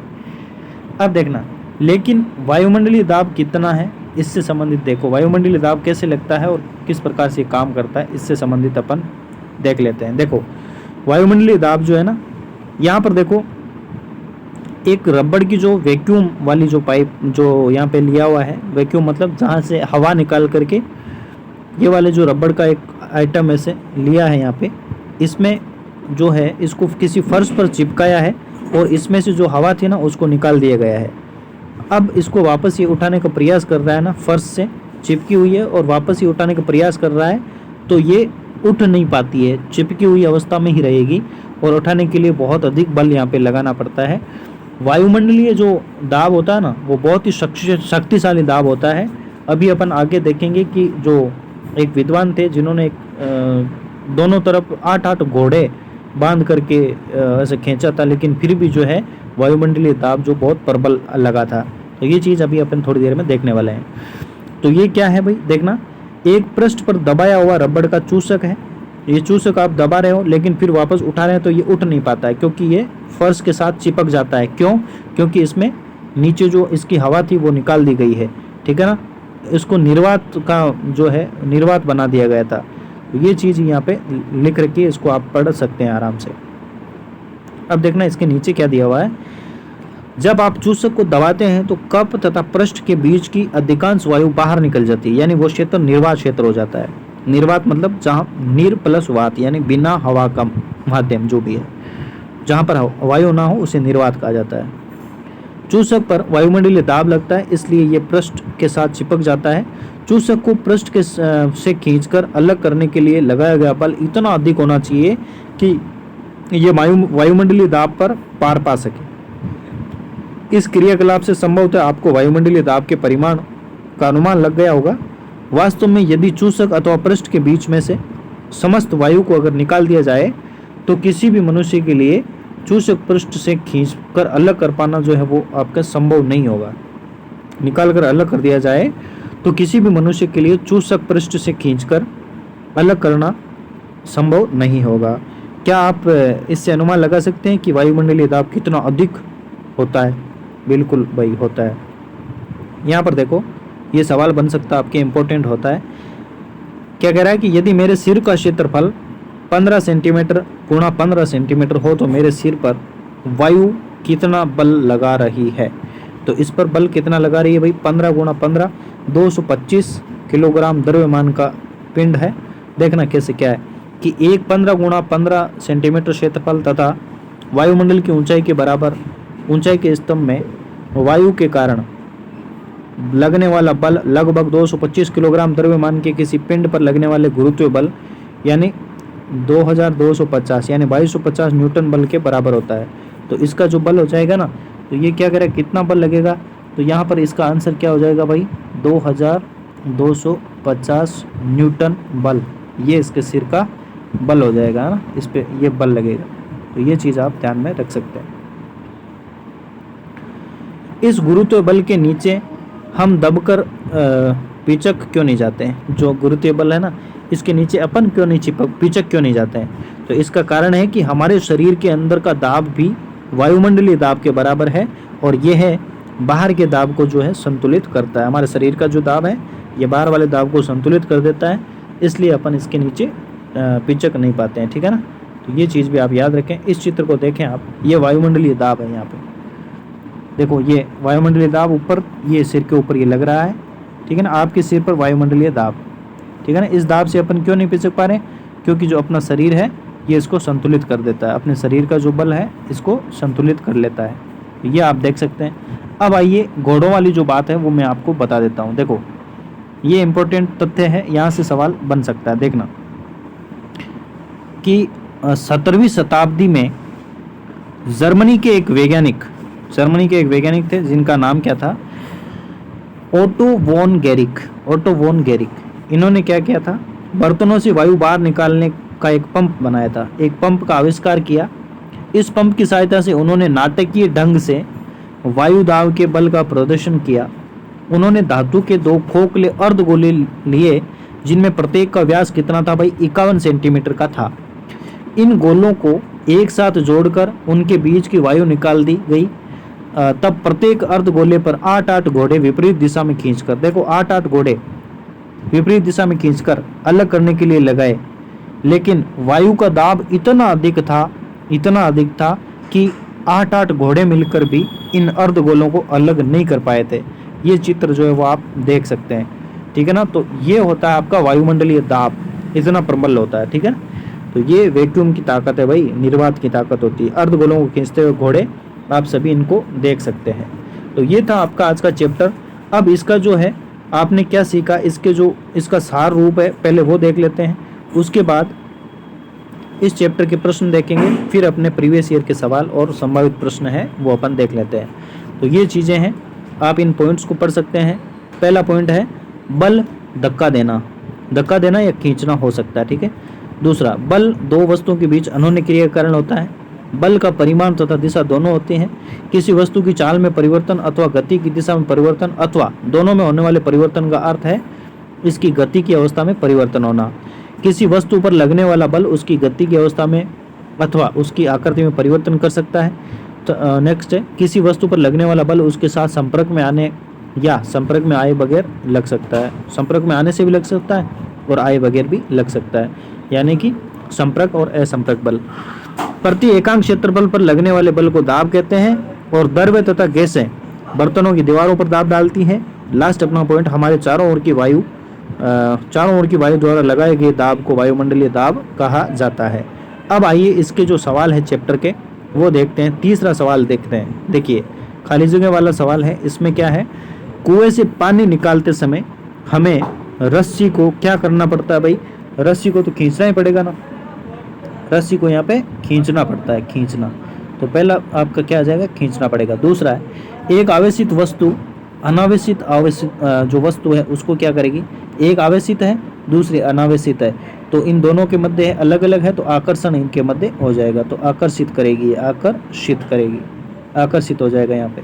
नेक्स्ट आता है आपका गए, सामान से लदी ट्रॉली को चलाने के लिए हमें उनको क्या करना पड़ेगा भाई, धकेलना पड़ेगा ना, उसको क्या करना पड़ेगा भाई, धकेलना पड़ेगा। नेक्स्ट आ जाता है आपके सामने, किसी चुंबक के उत्तरी ध्रुव दूसरे चुंबक के उत्तरी ध्रुव को, यानी उत्तरी और उत्तरी दोनों समान आ गए तब प्रतिकर्षण करेगा, ठीक है, प्रतिकर्षण। तो यहाँ पे प्रतिकर्षण आ जाएगा, प्रतिकर्षण या प्रतिकर्षित कह सकते हैं, प्रतिकर्षित करेगा, ठीक है। तो ये था आपका। फिर चौथा है कि एक धनुर्धर लक्ष्य पर निशाना साधते हुए अपने धनुष को खींचती है, तब वह तीर को छोड़ती है जो लक्ष्य की ओर बढ़ने लगता है। इस सूचना के आधार पर निम्नलिखित प्रकथनों में दिए गए शब्दों का उपयोग करके आप रिक्त स्थान भरने। यहाँ पर भी रिक्त स्थान है, जो देखो यहाँ पे पेशीय, संपर्क, असंपर्क, गुरुत्व, घर्षण, आकृति और आकर्षण दे रखे हैं। यहाँ पर आपको 4 आपके प्रश्न है, इनमें आपको एडजस्ट इनको करना है। तो सबसे पहला क वाला है, इसमें क्या है, धनुष को खींचने के लिए धनुर्धर एक बल लगाती है जिसके कारण इसकी क्या परिवर्तन होगा भाई, आकृति में परिवर्तन होगा। तो पहला इसका क्या आ जाएगा भाई, आकृति। यहाँ पे क्या लिख सकते हैं अपन, आकृति में परिवर्तन होगा। दूसरा, धनुष को खींचने के लिए धनुर्धर द्वारा लगाया गया बल कैसा होगा भाई, अपने हाथों से खींच रहा तो ये पेशीय बल हो जाएगी, पेशीय बल हो जाएगा। नेक्स्ट है, तीर की गति की अवस्था में परिवर्तन के लिए उत्तरदायी बल का प्रकार कौन सा होगा। गति की अवस्था में परिवर्तन के लिए जैसे संपर्क बल, संपर्क करेगा तभी तो ये गति कर पाएगा, तो संपर्क बल, ठीक है, संपर्क बल का उदाहरण है। नेक्स्ट आ जाता है, जब तीर लक्ष्य की ओर गति करता है तो इस पर लगने वाले बल को क्या कहते हैं भाई, गुरुत्व बल कहेंगे, जो कि आपके घर्षण के कारण होते हैं। गुरुत्वीय बल और घर्षण, यहाँ पे आ जाएगा गुरुत्वीय बल, ठीक है ना, गुरुत्वीय बल और घर्षण के कारण, ठीक है, घर्षण के कारण ये होते हैं। तो ये आपके इस चैप्टर के जो सवाल थे। अब चलिए प्रीवियस ईयर के सवालों पे अपन चलते हैं। तो सबसे पहला आपका सवाल है, निम्नलिखित में से दाब का मात्रक क्या है। तो इनमें से पहला है न्यूटन, दूसरा है मीटर पर सेकंड, तीसरा है न्यूटन पर मीटर, है ना, न्यूटन प्रति मीटर स्क्वायर होगा यहाँ पे, है ना, स्क्वायर है यहाँ पे, ठीक है, न्यूटन प्रति मीटर स्क्वायर। और फोर्थ है आपका जूल। तो इसमें क्या होगा आपका, तो आपका राइट आंसर हो जाएगा ऑप्शन सी, ठीक है, राइट आंसर, न्यूटन प्रति मीटर स्क्वायर। देखिएगा, इसका एक मात्रक और भी होता है, दाब का मात्रक क्या होता है प्यारे साथियों, जिसे कहते हैं पास्कल। क्या कहते हैं, पास्कल। ये रहा आपका दाब का मात्रक, पास्कल होता है। और इस पास्कल को जो है आपका न्यूटन, आपका क्या कह सकते हैं भाई, न्यूटन प्रति मीटर स्क्वायर कह सकते हैं, ठीक है, ये इसका मात्रक होता है, याद रखें। पास्कल भी इसी को कहा जाता है। नेक्स्ट आपका सेकंड क्वेश्चन आपके सामने देखो। सेकंड, दर्व स्तंभ की ऊंचाई जो है बढ़ने पर दाब का क्या होगा। दर्व स्तंभ की ऊंचाई जब बढ़ा देंगे अपन तो दाब क्या होगा भाई। जैसे हमने देखा था वो गुब्बारा वाला उदाहरण देखा था ना, दर्व स्तंभ की ऊंचाई बढ़ेगी तो दाब भी क्या हो जाएगा भाई, अधिक हो जाएगा, बढ़ जाएगा। तो ऑप्शन ब जो है इसका राइट आंसर हो जाएगा। नेक्स्ट आपका सवाल जो है आपके सामने आता है। नेक्स्ट आपका क्वेश्चन जो है आपके सामने यह है कि इनमें क्या संबंध है। देखो, दाब, बल और जो क्षेत्रफल है इसमें क्या संबंध है, तो आप सभी जानते हैं। दाब जो है यानी P बराबर दाब बराबर बल यानी फोर्स बटा क्षेत्रफल आपका होता है। तो जहाँ पर P बराबर A बटा F है तो वही आपका राइट आंसर, ऑप्शन ए जो है आपका राइट आंसर रहेगा। नेक्स्ट आपके क्वेश्चन, न्यूटन मीटर स्क्वायर को क्या कहते हैं, बताइएगा क्या कहते हैं। अभी हमने देखा है न्यूटन प्रति मीटर स्क्वायर को क्या कहते हैं, तो पास्कल इसको कहा जाता है। ठीक है, जो कि क्या है भाई, दाब का मात्रक है, आप सभी जान चुके हैं। इंपॉर्टेंट सवाल है ये, आप याद रखना इसको। नेक्स्ट आपके सामने आ जाता है, नेक्स्ट आपका सवाल आता है, ये रहा आपके सामने। नेक्स्ट आपका सवाल है कि समुद्र तल पर औसत वायुमंडलीय दाब जो है वो कितना होता है, तो वो होता है आपका ऑप्शन डी जो है ये आपका राइट आंसर, द जो है राइट आंसर हो जाता है। नेक्स्ट आपके सामने सवाल आता है, वायुमंडलीय दाब मापने का यंत्र मैंने बताया था आपको कौन सा होता है भाई, बैरोमीटर होता है। तो ये आप जान सकते हैं। नेक्स्ट आपके सामने आंसर क्वेश्चन जो है आपका, देखो ये किसी एक एग्ज़ाम में पूछा हुआ सवाल है ना, हाँ HPSSC का है। तो ये सवाल आपका रहेगा, इसमें देखो कि गुरुत्वाकर्षण बल है तो ये क्या है, तो ये आपका संरक्षी बल होता है। ठीक है, संरक्षी बल होता है। नेक्स्ट क्वेश्चन आपके सामने ये रहा। ठीक है, इसमें है कि दबाव की इकाइयां हैं, दबाव की क्या है भाई, देखो दाब की इकाई पास्कल भी होता है, बार भी होता है, टोर भी होता है और ये सभी, यानी तो इसका मतलब डी जो आपका राइट आंसर हो जाएगा, यानी ये सभी जो है डी जो राइट आंसर हो जाएगा। नेक्स्ट आपका क्वेश्चन आता है जिसमें देखो कि पृथ्वी के केंद्र पर गुरुत्व के कारण त्वरण कितना है, तो पृथ्वी के केंद्र पर तो त्वरण आपका शून्य ही होता है। ठीक है, शून्य इसका सी राइट आंसर हो जाएगा। अब देखो एनवीएस लैब अटेंडेंट 2022 में पूछा हुआ सवाल है, ये रहा आपके सामने कि एक मेज पर रखे गए जल से पूर्णतया भरे हुए एक पात्र पर विचार करें। माना कि जल की सतह के नीचे क्रम से D, 2D और 2D की गहराइयों पर जल में 3 बिंदु A, B और C स्थित है। बिंदुओं A, B और C पर क्रम से PA, PB और PC दाब आरोपित करता है। इस परिदृश्य में कौन सा सही है, कौन सा सही है। हमने क्या पढ़ा था भाई, हमने पढ़ा था कि जो समान गहराइयों पर समान दाब लगता है। तो यहाँ पर देखें D और ये 2D और 2D दोनों क्या है, गहराइयाँ जो है समान है, और ये क्रम से किसकी है, B और C की है, यानी PB और PC की है। इनकी गहराइयाँ अगर समान है तो इन पर लगने वाला दाब भी क्या होगा भाई, समान होगा। तो PB बराबर PC वाला ऑप्शन ही अपना जो है राइट आंसर हो जाएगा। ठीक है, ये इस प्रकार से इसकी व्याख्या भी है, ये आप देख सकते हैं। नेक्स्ट क्वेश्चन आपके सामने रहेगा कि क्रमशः M, 2M और 3M द्रव्यमान तथा 3A, 2A और A आधार क्षेत्रफल वाले 3 बेलनाकार खंडों B, C और D पर विचार करें। B, C और D पर विचार करें। वे फर्श पर अपने आधार के सहारे रखे गए हैं। फर्श पर क्रम से P1, P2 और P3 दाब लगाते हैं। तो इनका आपको संबंध बताना, P1, P2 और P3 के बीच इनमें से कौन सा संबंध है, ये आपके सामने ऑप्शन हो जाते हैं। तो इसमें क्या है भाई, देखो द्रव्यमान दे रखे हैं पहले तो M, 2M और 3M द्रव्यमान दे रखे हैं। तो आपको जो है, आपको तो पता है, आपने जो है इसका दाब का सूत्र जो आपको आता है, दाब बराबर क्या होता है भाई, दाब बराबर क्या होता है, दाब बराबर बल बटा क्षेत्रफल नहीं होता है क्या, बल बटा क्षेत्रफल, बल बटा क्षेत्रफल होता है।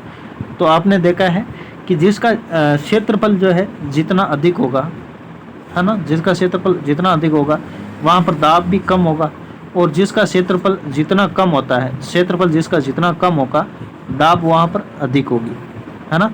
तो यहाँ पर आप देख लो, जिसका क्षेत्रफल कम है उसकी दाब ज़्यादा होगी, क्षेत्रफल जिसका कम होगा ना वहाँ पर दाब ज़्यादा होगी। तो क्षेत्रफल जिसका नहीं, ए का क्षेत्रफल कम है तो इसकी दाब जो है वो अधिक होगी, सबसे अधिक ए वाले की हो जाएगी, फिर क्या है, और सबसे कम आपके जो सबसे अधिक क्षेत्रफल है उसकी हो जाएगी। तो 3A मतलब 3 ये क्षेत्रफल सबसे अधिक है तो इसका दाब जो है सबसे कम होगा। 3 ये कहाँ पे है, ये रहा P3 जो है आपका ऑप्शन कौन सा चला जाएगा इसमें जो है, हाँ P3 का सबसे अधिक हो जाएगा है ना, P3 P2 और P1। तो जो P3 है देखो क्षेत्रफल देखो यहाँ पे है, आप इनको आराम से पास पास भी लिख सकते हैं। ये वाला ये तो रहा क्षेत्रफल और ये रहा इनका दाब। तो क्षेत्रफल और दाब जो है एक दूसरे के व्युत्क्रमानुपाती है, ठीक है, उल्टे होते हैं इनके, ठीक है। अगर क्षेत्रफल अधिक है तो आपका दाब कम लगेगा और क्षेत्रफल कम है तो दाब अधिक लगेगा। तो यहाँ पर क्रमशः ये है, तो इस प्रकार से ये आपके रहेंगे। तो P1 का क्षेत्रफल अधिक है तो ये P1 है, ये सबसे कम हो जाएगा। P1 सबसे P2 है, फिर P3 जो है। तो इस प्रकार से देखो ऑप्शन थर्ड जो है ये आपका सही सटीक आपका बैठ रहा है, ठीक है ना। इसमें P3 सबसे अधिक हो जाएगा, है ना भाई, P3 का दाब अधिक हो जाएगा क्योंकि P3 पर क्षेत्रफल है उसका सबसे कम है, P3 का क्षेत्रफल सबसे कम है इसलिए दाब सर्वाधिक हो जाएगा। P2 का उसके बाद कम है, उससे थोड़ा कम है, और P1 का तो सबसे कम है। तो P1 बड़ा है P2 और बड़ा है P3, तो ऑप्शन सी जो है आपका राइट आंसर रहेगा। ये अपना कॉन्सेप्ट वही काम आ रहा है, दाब बराबर बल बटा क्षेत्रफल होता है, जो कि ये हर में था ना, अपन ने पढ़ा था कि क्षेत्रफल हर में होता है। तो क्षेत्रफल जितना अधिक होगा उसका दाब उतना कम होगा, और क्षेत्रफल जिसका अधिक होता है वो दाब जो है उसका कम होता है, और क्षेत्रफल कम होता है तो उसका दाब अधिक होता है। ये एक दूसरे के विपरीत है। उम्मीद करता हूँ आप सभी समझ चुके होंगे। नेक्स्ट है आपका, देखो ये इसका जो व्याख्या है वो भी देख सकते हैं, और ये रहा आपका, यहाँ से देखना ये इंपॉर्टेंट सवाल हो जाता है। यहाँ से आपको देखो डायग्राम के रूप में जो है एक गद्यांश के रूप में आपको जानकारी दी जाती है, फिर यहाँ से 3 प्रश्न आपके फंसते हैं। 3 प्रश्न निश्चित रूप से देखने को मिले थे, ये 2022 वाला ही है। इसमें देखो नीचे दी गई जानकारी को पढ़िए और तत्पश्चात दिए गए प्रश्नों के उत्तर यहाँ पे आपको देने हैं। तो देखो कौन कौन से हैं कि 10 किलोग्राम का एक बॉक्स फर्श पर रखा है तथा बॉक्स और फर्श के बीच कार्डबोर्ड की एक परत रखी है। यानी कि कोई एक बॉक्स है, ये बॉक्स है आपके सामने, ठीक है। इस बॉक्स में क्या है, यहाँ पर एक कार्डबोर्ड की एक शीट भी यहाँ पे रख दी गई है। माना कि x का मूल बिंदु O है, यहाँ पर मूल बिंदु O है। बॉक्स के निचले बाएं कोने, यानी ये बायां कोना है, बाएं कोने पर इस प्रकार से संपात है कि धनात्मक x मूल बिंदु O के दाईं ओर है, धनात्मक x है वो इधर है, धनात्मक x इधर है, और ये जो ऋणात्मक x है इधर बाईं ओर है, ठीक है। दाईं ओर ऋणात्मक x मूल बिंदु और है, ठीक है, मूल बिंदु की ओर है। बॉक्स पर धनात्मक x दिशा में 5n का परिमाण का एक बल लगाया गया है, और बॉक्स के ऋणात्मक x दिशा में 15 और 10n, यानी ऋणात्मक वाले में तो आपके ऋणात्मक की तरफ तो एक 10 का, एक 15 का और एक 10 का जो है न्यूटन का बल यहाँ पे लगाया जा रहा है, और इस तरफ धनात्मक दिशा की तरफ 5 जो है आपका न्यूटन का बल यहाँ पे लगाया जा रहा है। तो आप सभी को पता है कि परिणामी बल होता है वो इनका अंतराल होता है। तो 10 और 15 25 हुआ, इधर 25, इधर से 25 लग रहा है और इधर से आपका 5 लग रहा है, तो इनका अंतराल कितना हो जाएगा, 20 हो जाएगा। तो 20 न्यूटन बल है वो आपका कहाँ लग रहा है भाई, इस तरफ लग रहा है, यानी कि नेगेटिव की तरफ, ये माइनस की तरफ आपका 20 न्यूटन का बल यहाँ पे लग रहा है। तो ये चीज़ यहाँ से अपन समझ चुके हैं। प्रश्न क्या पूछा है, बॉक्स पर कार्यरत शुद्ध बल डैश और डैश के अनुदिश होगा। तो इसका राइट आंसर क्या होगा भाई, अभी हमने देख लिया कि 20 न्यूटन का बल जो है वो किसकी तरफ होगा, ऋणात्मक की तरफ रहेगा। तो 20 न्यूटन ऋणात्मक दिशा की तरफ, यानी ऑप्शन अपना सी वाला जो है वो राइट आंसर यहाँ पे लग रहा है। तो देखो ये इस प्रकार से ऑप्शन दे रखा है यहाँ पे, ये देखो डायग्राम के हिसाब से यहाँ पे समझा भी रखा है, इसको आप आराम से देख सकते हैं।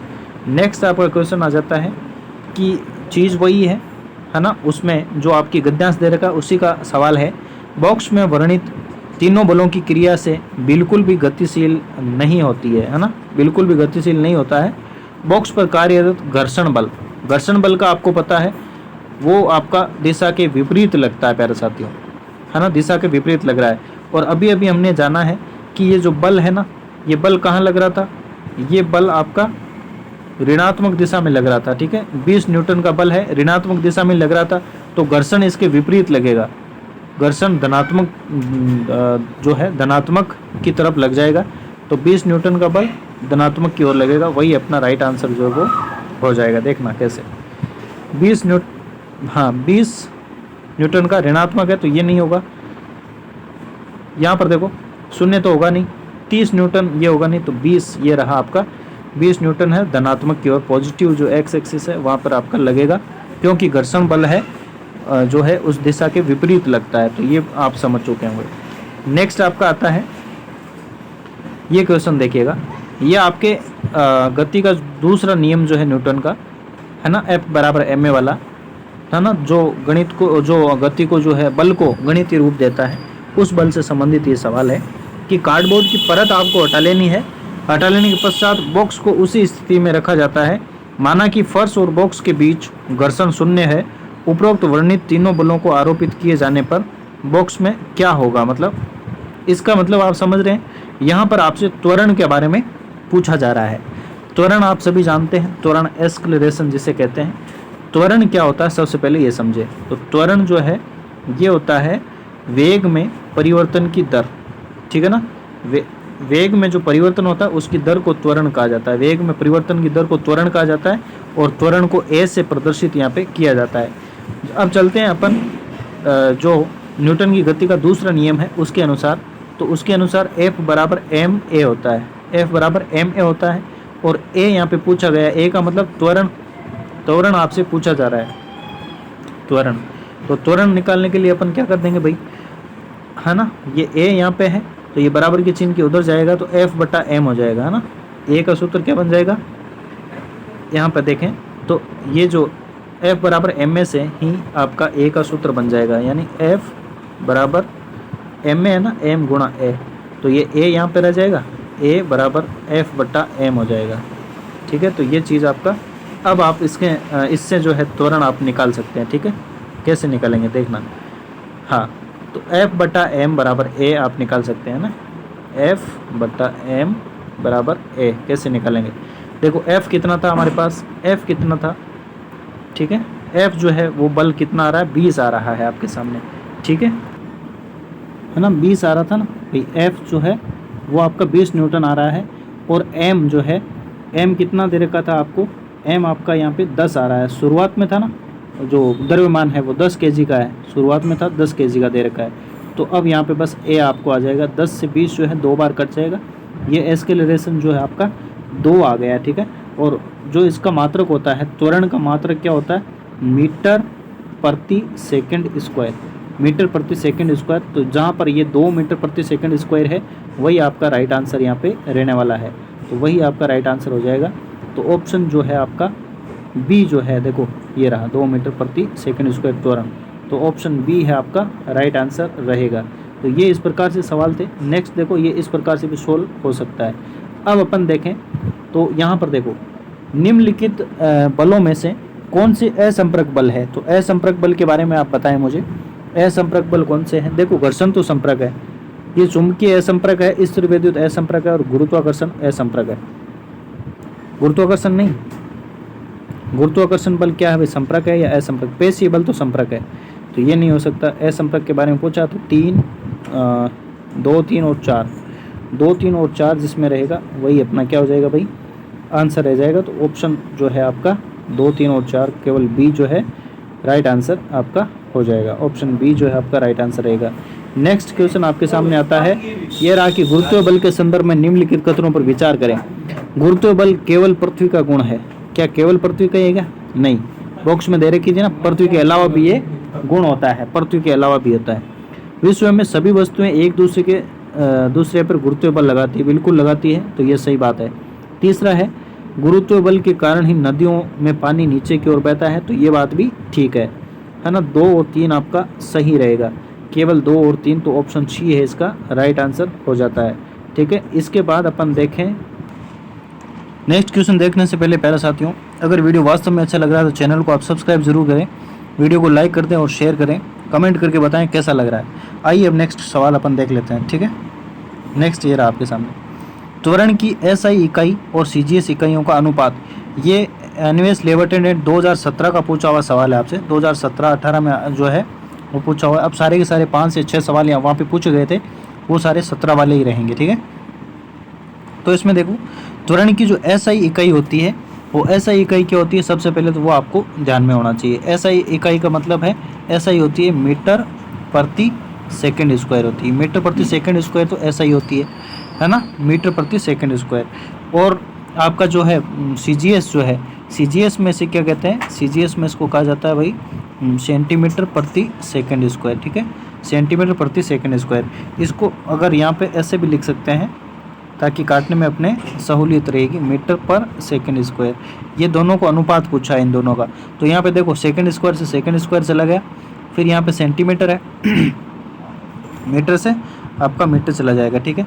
तो यहाँ पे देखो सेंटीमीटर, यहाँ पे देखो मीटर और सेंटीमीटर बचा, ठीक है, 1 मिनट ये नहीं जाएगा, मीटर और सेंटीमीटर बचा। ऊपर तो क्या है मीटर, नीचे क्या है सेंटीमीटर, ऊपर मीटर और सेंटीमीटर है। तो मुझे बताएं जो 1 मीटर है उसमें सेंटीमीटर कितने होते हैं, बताइएगा। 1 सेंटी है तो इधर ऊपर सेंटी में अगर चेंज करें तो ये 100 नहीं हो जाएंगे क्या, बताइएगा। 1 मीटर बराबर 100 सेंटी होते हैं। तो सेंटी अगर इस मीटर को अपन सेंटी में चेंज करें इसको, तो 100 सेंटी नहीं हो जाएंगे क्या। तो सेंटी अगर बराबर अपन करते हैं तो नीचे 1 सेंटी है और ऊपर 100 सेंटी है। तो 100:1 जहाँ पर अपना ऑप्शन रहेगा वही आपका क्या हो जाएगा भी प्यारे साथियों, आंसर हो जाएगा। ऑप्शन सी जो है अपना राइट आंसर रहेगा। ऑप्शन कौन सा, ऑप्शन सी जो अपना क्या रहेगा राइट आंसर, इसमें 100:1 जो अपना राइट आंसर रहेगा। नेक्स्ट आप देखें, नेक्स्ट अपन देखें तो ये रहा आपका कि जब कोई वस्तु लगाए गए बल के सापेक्ष कोण पर गति करती है तो किया गया कार्य जो है वो क्या होगा, मतलब कार्य शून्य माना जाता है। तो क्या होगा भाई इसका राइट आंसर क्या होगा, है ना। तो 90 डिग्री जब होगा ना तभी ये हो पाएगा, ठीक है। तो इसकी व्याख्या अपन देख लेते हैं थोड़ी सी और। देखो किसी बल द्वारा किया गया कार्य शून्य होता है यदि विस्थापन या तो शून्य है या बल के लंबवत है। यदि बल और विस्थापन की दिशा समान हो तो किया गया कार्य सकारात्मक होता है, और यदि विपरीत दिशा में हो तो किया गया कार्य नकारात्मक होता है। यदि किया गया कार्य शून्य है तब बल और विस्थापन के बीच 90 डिग्री का कोण होगा। ये बात आ गई। ये इस प्रकार से कोस थीटा बनता है, तो और कोस 90 का जो मान है वो शून्य होता है, अर्थात किया गया कार्य जो है वो क्या हो जाएगा, शून्य हो जाएगा। कब, 90 डिग्री एंगल पे। नेक्स्ट आपका क्वेश्चन आ जाएगा आपके सामने, ये रहा। विस्थापन के परिवर्तन की दर के अनुरूप भौतिक राशि है। विस्थापन में परिवर्तन की दर को क्या कहते हैं भाई, क्या कहते हैं भाई, अभी अपन ने पढ़ा था। ये आपको जो है त्वरण जो है आपका, ठीक है। त्वरण तो वेग में परिवर्तन की दर होता है, विस्थापन में जब परिवर्तन होता है तो उसे वेग कहा जाता है, ठीक है। तो ऑप्शन बी जो है वो राइट आंसर आपका रहेगा। ऑप्शन बी आपका राइट आंसर रहेगा, ये आप देख सकते हैं। विस्थापन के परिवर्तन की दर को वेग के रूप में जाना जाता है, इसका मात्रक मीटर प्रति सेकंड होता है, ठीक है। ये एक सदिश राशि है और धनात्मक, ऋणात्मक और शून्य भी हो सकती है। नेक्स्ट आपके सामने, जब एक गोली किसी ठोस घर्षण रहित सतह से टकराकर उसमें धंस जाती है तो क्या संरक्षित रहता है। ये मेनली अपने चैप्टर का नहीं है लेकिन वैसे मैं ले रहा हूँ ऐसे, संवेग इसमें संरक्षित रहेगा, ठीक है। नेक्स्ट आपके सामने ये रहा क्वेश्चन, ये अपने चैप्टर का है, प्योर अपने चैप्टर का है। देखो 0.4 वर्ग मीटर क्षेत्रफल वाले पिस्टन पर लगने वाले बल की मात्रा क्या है यदि पिस्टन वाले सिलेंडर में गैस का दबाव देखो 240 पास्कल है, पीए है। देखो मेरी बात सुनना, यहाँ पे आपको दाब दे रखा है और यहाँ पे आपको क्षेत्रफल दे रखा है। दाब और क्षेत्रफल दिया है और पूछा क्या है, बल की मात्रा यहाँ पे पूछ ली है। तो आप सभी जानते हैं दाब बराबर क्या होता है भाई, दाब बराबर क्या होता है, बल बटा क्षेत्रफल, बल बटा क्षेत्रफल होता है, आप सभी जानते हैं। दाब बराबर बल बटा क्षेत्रफल होता है और आपसे बल पूछ रहे हैं, बल के बारे में आपसे पूछा जा रहा है। तो बल निकालने के लिए दाब और क्षेत्रफल आपस में गुणा हो जाएंगे। दाब और क्षेत्रफल जब गुणा करोगे तो आपका क्या निकल जाएगा भाई, बल। तो दाब और क्षेत्रफल को आप यहाँ पे गुणा कर सकते हो।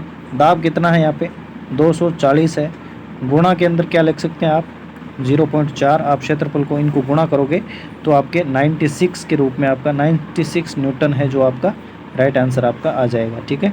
इस प्रकार से ये आपका फर्स्ट ऑप्शन है, राइट आंसर ये रहेगा। इसकी व्याख्या भी आप देख सकते हैं। ये आपका एज इट इज़ उसी सूत्र पे बेस्ड है, सिंपल सवाल है, ठीक है। हाँ, नेक्स्ट और लास्ट का सवाल आज का, देखो ये डायग्राम दिया हुआ है और यहाँ पे कहा है कि सबसे अधिक यहाँ पे पानी जो है किस छिद्र से बहेगा, ए बी सी और डी से। देखो ABCD पर नोजल वाला एक सिलेंडर पानी से भरा है, किस नोजल से पानी अधिक मात्रा में निकलेगा? तो निश्चित रूप से किससे निकलेगा? जो डी वाला है इसी से अधिक मात्रा में निकलेगा।